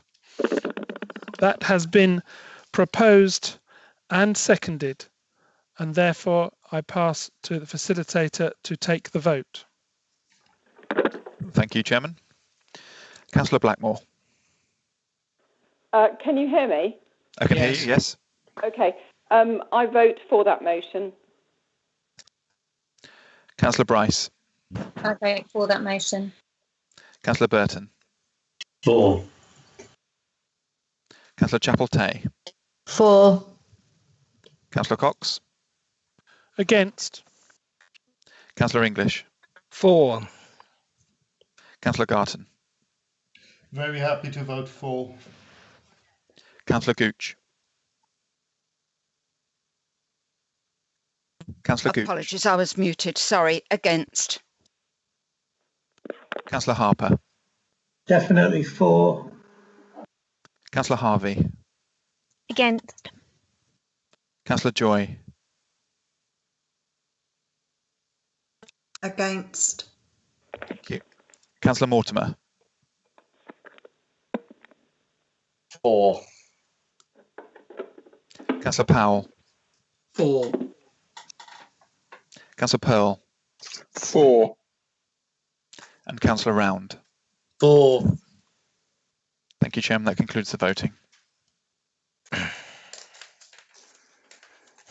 Before I go to hear what the vote was, I just pass to Mrs. Parks, who wishes to make a comment. Thank you, Chairman. Can I just ask the committee just to confirm, please, that they are taking those reasons forward because they believe that the KCC view as expressed in their representation is the correct position, and they are disagreeing with the officer's views in his report. We just need to substantiate the reasoning and why the committee are taking a view contrary to their officer's opinion in the report, and that's following case law in the Supreme Court. So it's important that we just get that confirmed, please. Yes, could I clarify that that is exactly right, but it is on the specific issues on of the local highway network. We are taking the view that the County Highways Department, as a statutory consultee, other views we're taking in this instant. Yeah, Clive, for the sake of clarity, if I may, if you would put that as a motion that is the express wish and intent of this committee, I would second that, just to make clear that all those who have voted this particular way do support what you have just expressed. I don't have an objection to that. If the legal officer thinks that would be helpful, that would be certainly make it clear, wouldn't it? The legal officer is saying she's happy with what the question she asked. It is just to carry that forward. Yeah.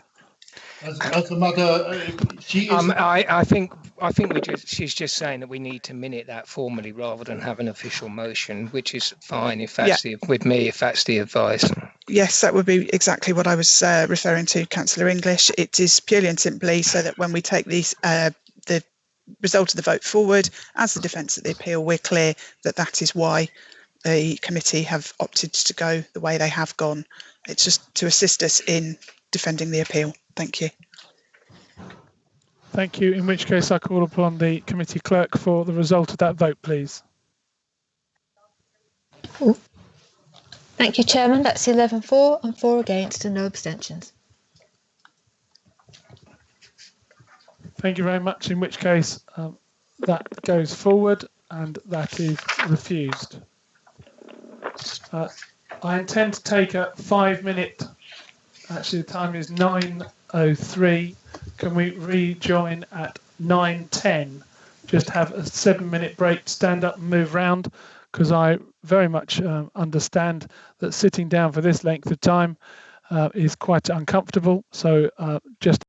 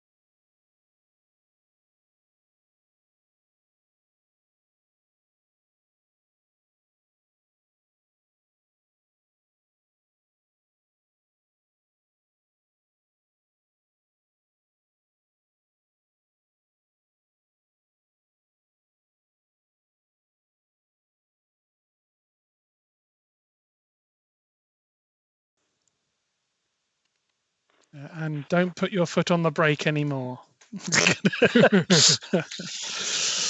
Okay, right. Are we blaming Mohammed? No. I was just not at all. We'll blame somebody else, but we'll have a vote on it. Right. It's usually my fault. In this case, no. Right.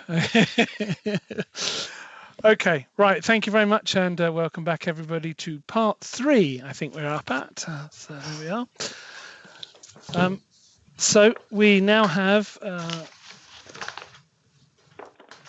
I'm going to give you the item number, so it sort of indexes it 19506182/full, land west of Church Road, Ottham, Kent. I will pass over to. Are we all happy we're here? Should we do that, or are we all right? We're all happy. We've looked at the number of participants, and we do. It looks like we've only got 31. We did have 33, so we are needing to do a quick roll call. So all over to mute. I don't think Annabelle is here unless she's on a phone. She might. I'm on a phone. You are marvellous. Okay, so the roll call, please, before we actually start. Thank you. Councillor Blackmore. Present.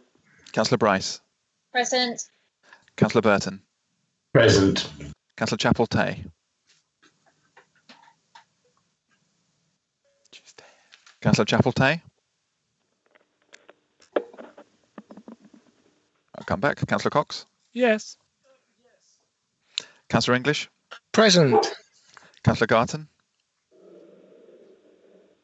Sorry, I just muted and unmuted me. Yes, I am still here, still listening. Councillor Gooch. Me too. Councillor Harper. Yeah. Councillor Harvey. Present. Councillor Joy. Present. Councillor Mortimer. Present. Councillor Powell. Present. Councillor Pearl. Present. Councillor Round. Councillor Round isn't hearing a lot of dog. And Councillor Chapel-Tay. Present. Thank you. We're all back, in which case, well done. Thank you, everybody. Over to Mr. Timms, please. Thank you, Chair. Hopefully you can see the screen. So this is the full application for 421 houses, exactly the same access points as the outline application, and this application has not been appealed, so the council is making the final decision on this one. I'll go through the layout. This is the northern part. As I say, the main access points. Coming in there with a looping spine road, which is designed a width to allow buses in and out of the site. Undeveloped section of land along the east edge and space to the south of the church, as required by the site policy. Richard, you can't see your screen if you're thinking you're sharing. Sorry to interrupt. Yeah, okay, I'm trying to explain it as well. Undeveloped section of land along the eastern edge, space around the south of the church, as required by the policy. In addition, development at the frontage is at a lower density, and you've got open space to the north and west of the church as well to minimise any impact upon its setting. Mr. Timms, can I just check? Councillor Bryce, did you say you could or could not see the screen?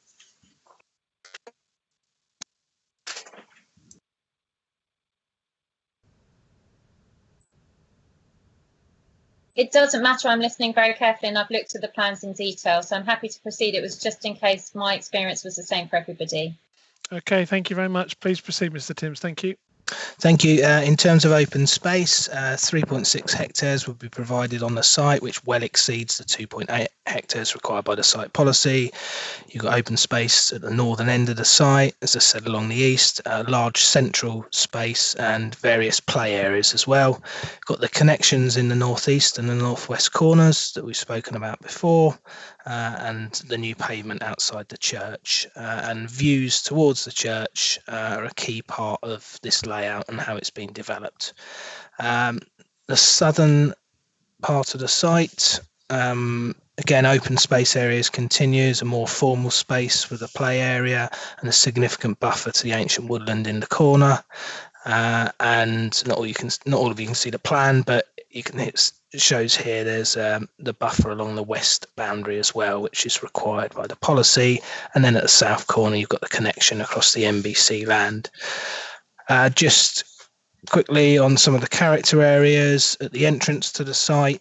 It's more open and spacious because it's near the church. You've got detached houses, planted wide verges, structural tree planting on just one side of the curved road as it comes in. Ragstones used on some of the entrance houses, and then on the south entrance, which is referred to as the avenue area, tree-lined street linking to the central green, strong building lines on both sides of the road, front gardens enclosed by hedges and or fences, and then the central green area. This is the key focal point. It's got a large area of usable space, a play area, and provides a meeting place for residents. It's framed and overlooked by taller buildings and new trees, and again ragstone used at some of the key housing points, and this creates a unique space within the centre of the development, and as I said earlier, it also offers views through the site towards the church. The report obviously goes into more detail on the different character areas, but hopefully that provides shows that the scheme has been well thought through and designed to provide a distinct place. Just quickly, some street scenes, just to show the house designs, fairly traditional. Got the use of white boarding on some of the properties, bullnose hanging tiles, brick arches above windows, and other projecting gables and bay windows to provide interest and detailing. And on the bottom here, you've got one of the apartment blocks, 3 stories, but as you can see, it's broken up quite a bit with varying ridges, the projecting gables, just set down balconies and variation in materials, and then just a second street scene here, which again shows some of the houses and some of the apartment blocks in the whiteboarding. So to conclude, as we know, the site's allocated for 440 houses. All the criteria of the policy are met, and actually there's a lower number of houses proposed. As we said before, there's an inevitable impact on the listed buildings, but it's been carefully designed and laid out to accord with the site policies, and the public benefits outweigh the less than substantial harm. Highways matters has obviously already been debated on the outline application. The impacts are very much the same, slightly lower number of houses, but the impacts will be the same. And the layout and design of the scheme is considered to be high quality. And for these reasons and those outlined in the report, permission is recommended, subject to conditions in the legal agreement.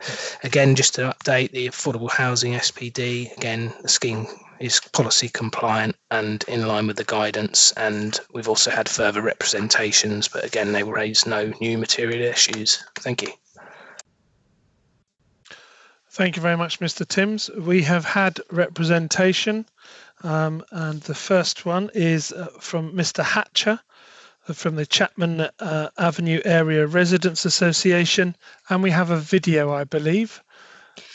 We do indeed, Mr. Chairman. Relinquish control. I don't know. Yes, that would be great if Mr. Timms just gets relinquished. That's great. Thank you very much. I'm just going to share my screen.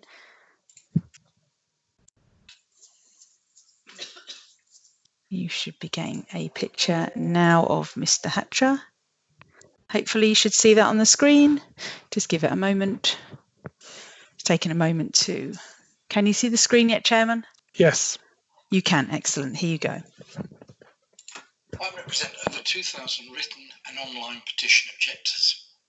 We've closely followed the activities of council officers, putting the council and residents of Maidstone into an invidious position. Officers are recommending approval for development of a road-locked site totally inappropriate on several counts. Those same officers encouraged Bellway to ignore the very clear main modifications the planning inspector drafted at the council's request to make the Maidstone local plan robust and acceptable. If you ignore these conditions, you will put the validity of the whole local plan in jeopardy.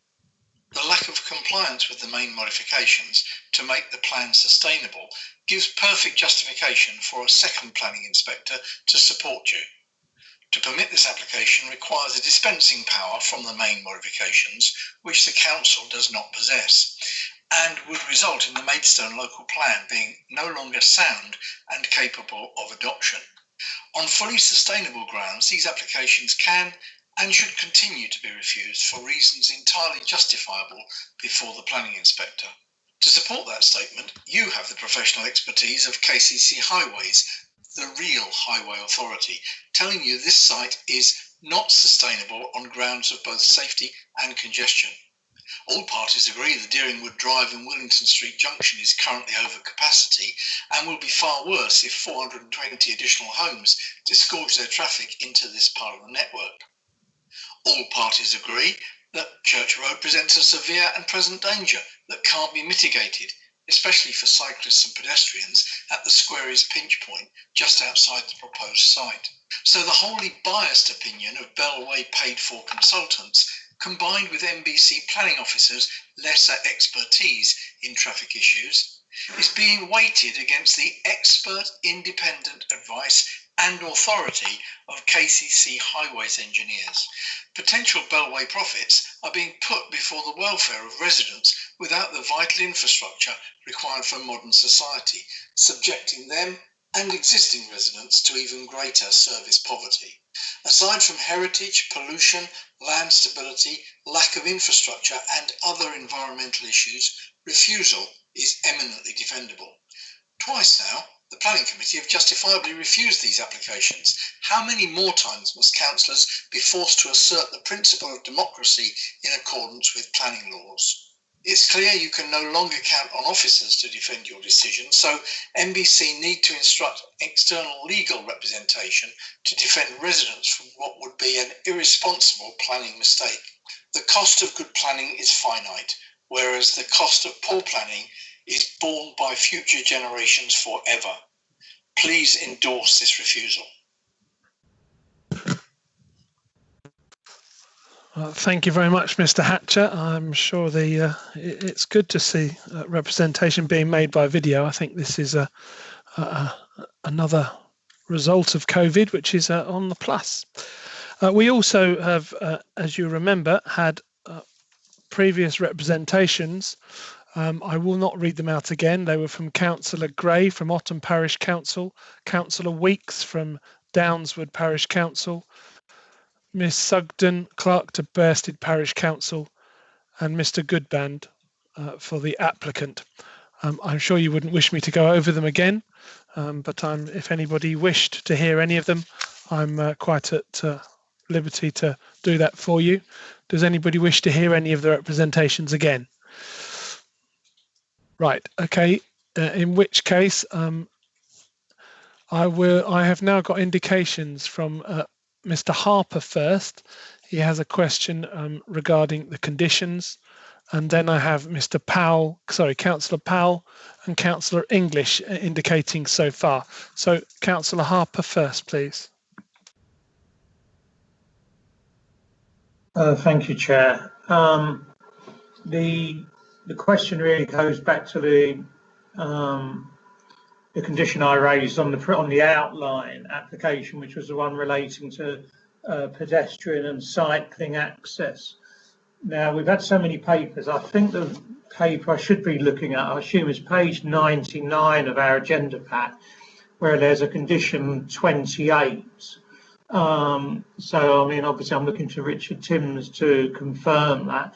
Now, assuming that is a relevant condition on the detailed application, I would suggest it needs to be amended to be in accordance with what we had agreed in terms of the outline application, which was that all joint pedestrian cycle routes on the site be a minimum of 3 metres in width in accordance with Sustran and national standards, and that the layout be amended to provide a north-south walking and cycling avenue linking Woolly Road, obtaining open views of the North Downs and giving a crucial alternative to Church Road for active travel, and that policy SEM3 be implemented. I just want to check with Mr. Timms as to whether, because I know those issues were raised in June, and I know Councillor English was keen to have them incorporated. I'm just really checking where we are with those on the current paperwork before us. Chair, I can come in. Yeah, I mean, this is now a detailed application, so we've got all the plans are in front of us as to what is actually proposed. So to the north and west, there's links in there. There's paths that will be hard surfaced. If members were to approve this application, then yeah, we can amend the conditions and leave it with officers, delegate with officers to make sure those routes are at least 3 meters wide in both northwest and south corners. In terms of a north-south route, as I say, the layouts in front of us, and what we've got is a link from Woolly Road. It then runs onto the roads of the development, which you can cycle along, and then you can get to the north and cycle through the path in the northeast corner, and then you link up with Derringwood Drive. But the point is, we've got it in front of us to decide, and that's what you've got to make your decision on. Okay, thank you, Mr. Timms. Well, I mean, I suppose to help speed things up, can I propose that we refuse the detailed planning application on the grounds we refuse the outline planning application? I don't really see there's a great deal of difference between the two. And might I second that, please, Chairman? I have got that. You just pipped Councillor Blackmore to that. But before I come back to speak to you as the seconder, I have missed out at the turn of a page to come back to our visiting members, who are Councillor Spooner, Councillor Kimmants and Councillor Eaves. So I will now just go to them because I missed them out and I do apologise. So Councillor Spooner, do you wish to readdress the meeting? No, thank you, Mr. Chairman. I have nothing to add to my previous statement. I would like to see this detailed application refused for exactly the same reason as the outline application. Thank you very much. Thank you very much, Councillor Spooner. Councillor Kimmants?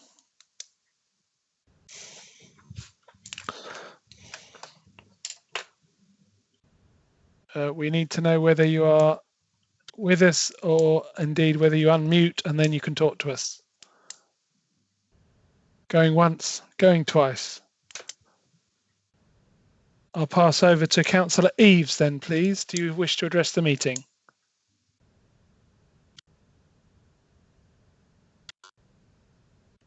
I'll take that as both of you do not wish to. Thank you, Councillor Spooner. In which case I will come back to Councillor Pearl, who seconded the motion proposed by Councillor Harper. Do you wish to comment now or reserve your right? I've nothing further to add, really, sir. Thank you very much. Right, okay. Therefore, I had Councillor Powell was after Councillor Harper, and then Councillor English, please.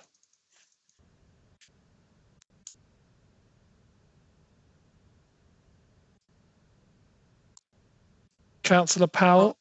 Yes, sorry, Mr. Chairman. No, I had a whole page of notes written down here, but after Councillor Harper's proposal, I shall just keep quiet. Thank you. Thank you very much, Councillor Powell. We need you around more often, Councillor Harper.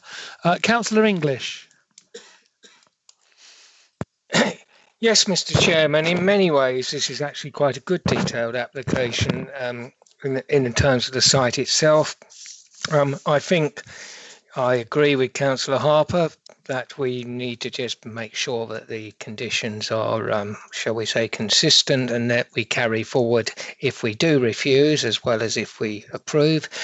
A condition on the cycling and pedestrian access that makes sense and is in accord with our objectives.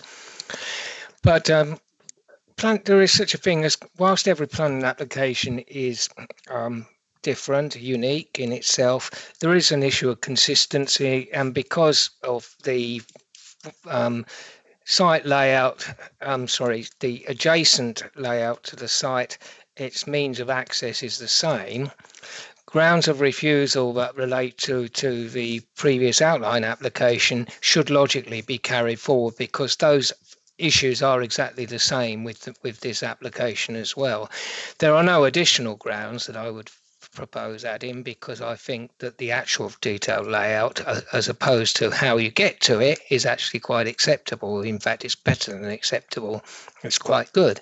But we still have those issues of how you get to the site. Therefore, I will be supporting the motion to refuse on the grounds set out, and also hoping that we can pick up the condition issue to take forward to discuss at any appeal hearing, should there be one.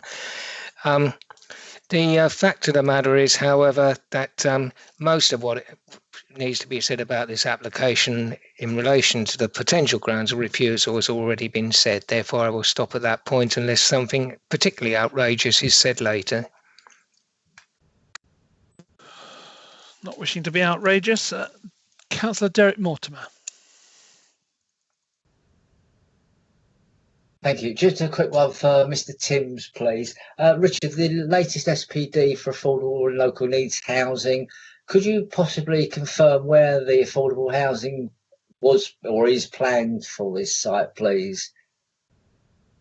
I can't quite see it on the plan. So. No, yeah, you wouldn't see it on this plan, but there's sort of three areas at the northwest corner, two areas, northwest corner and sort of southwest corner as well, two fairly large clusters, and the housing officer is satisfied with that placement. Indeed, it was discussed sort of pre-application stage all the way through. Yeah, I mean, the reason for asking that is the SPD is quite specific, really, although it's a little open, but regarding the actual non-clustering, if I can put it like, going forward, and we ought to be sort of like pepper potting it, as I think is a planning term, and across the site. So I think we've probably missed a trick here, where I've been trying for quite some time not to cluster affordable housing and actually identifying it particularly. I think it's a very poor move, actually. Thank you. Yeah, I'm not sure the guidance is saying sort of completely pepper pot it, but I think of this scale of development, it is spread quite well across 420 houses. So it's quite. Yeah, I agree with you there, but do you just understand where I'm coming from? It's just it's the identification of areas particularly, and I've from experience, a number of estates work far better and have less issues if we have a more spread approach, put it like that. So thank you. Thank you very much. Annabelle, Councillor Blackmore was pipped to the post there by Councillor Pearl to second. Did you wish to say anything, though? Were you sort of saying that you wish to address the meeting, Councillor Blackmore, or shall I move on to Councillor Garton? Well, if I could just say one or two things, Chairman. I think it does need to be acknowledged that the drop in the number from 441 to 421 is a welcome move in the right direction. However, and I do agree with some of the comments about the layout. I think the layout does look quite good. That said, it doesn't change the problems down Church Road. I think if you have a vehicle plus a safety vehicle, an ambulance or a fire engine going down there, I think it would just be absolute chaos. And of course, the more dwellings you have, the more likely you are to have emergency vehicles. So I think really the comments have to be carried through.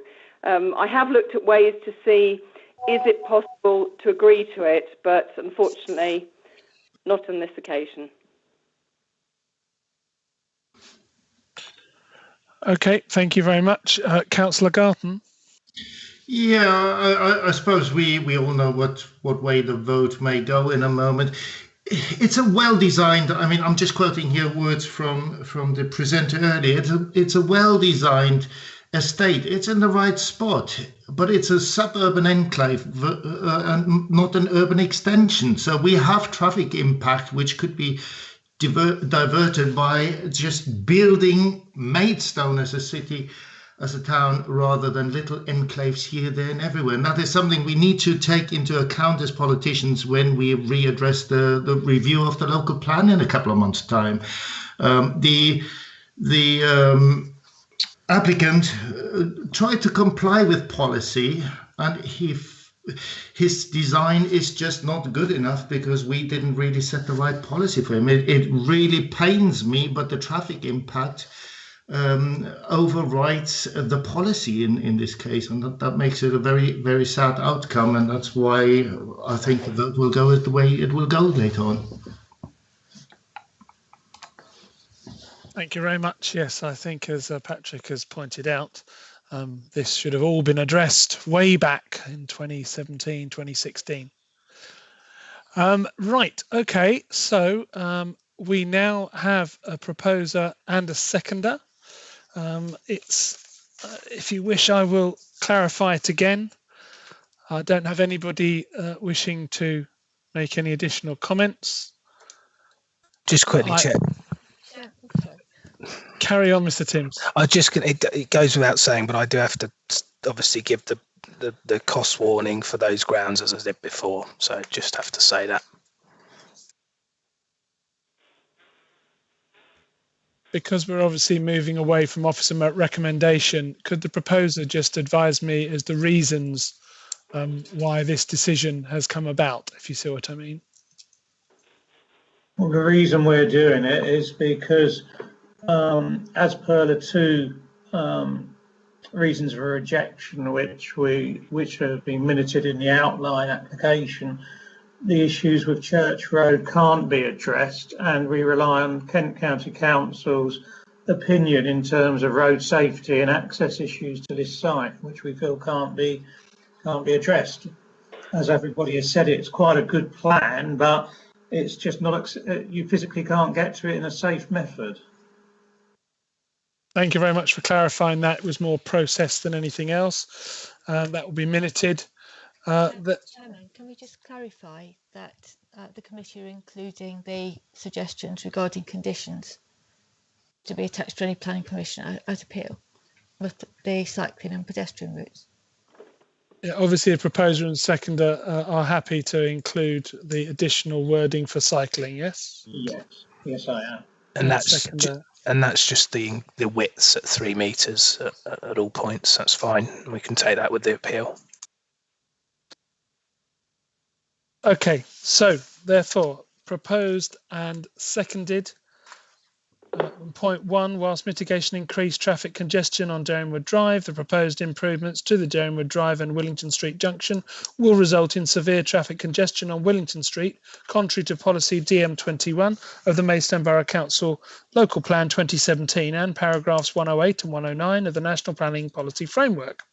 Item 2, the proposal will result in worsening safety issues on Church Road to the south of the site, which have not been addressed, and due to the constraints of the road are likely not to be addressed by the application proposals, and mitigation proposed is not sufficient to overcome the safety concerns contrary to policy DM1 of Maidstone Borough Council Local Plan 2017 and paragraphs 108 and 109 of the National Planning Policy Framework. I will now pass over to the facilitator to take the vote, please. Thank you, Chairman. Councillor Blackmore. 4. Councillor Bryce. 4. Councillor Burton. 4. Councillor Chapel-Tay. Councillor Chapel-Tay. I'll come back. Councillor Cox. Against. Councillor English. 4. Councillor Garton. 4. Councillor Gooch. Against. Councillor Harper. 4. Councillor Harvey. Against. Councillor Joy. Against. Councillor Mortimer. 4. Councillor Powell. 4. Councillor Pearl. 4. Councillor Round. 4. And Councillor Chapel-Tay. 4. Thank you. That concludes the voting. Thank you, Chairman. Thank you very much. While we just check those figures for that vote. Yep. 11 for, 4 against, and no abstentions. So, Not including the dog which wished to vote. That will just clarify that was 11 for, 4 against. That motion is carried to refuse. Right. Thank you very much. I don't think there's anything further to do. Thank you very much for KCC's Highways, Mr. Wright coming and attending the meeting. Thank you very much for all your consideration, reading all the paperwork and attending the necessary planning training. I hope that everybody can now officially sign off and we won't be disappearing into the blackness. Thank you very much for your time this evening. Thank you for the officers have made time this evening as well. To our IT with Mohammed and Julie, thank you very much for your support. And whoever's controlling the very tight string for the server, please make sure it's fine in 2 days' time. Thank you very much, everybody. Safe journey home if you've got to make that journey. If not, bye-bye. Thanks, Martin. Thanks, everyone. Thank you.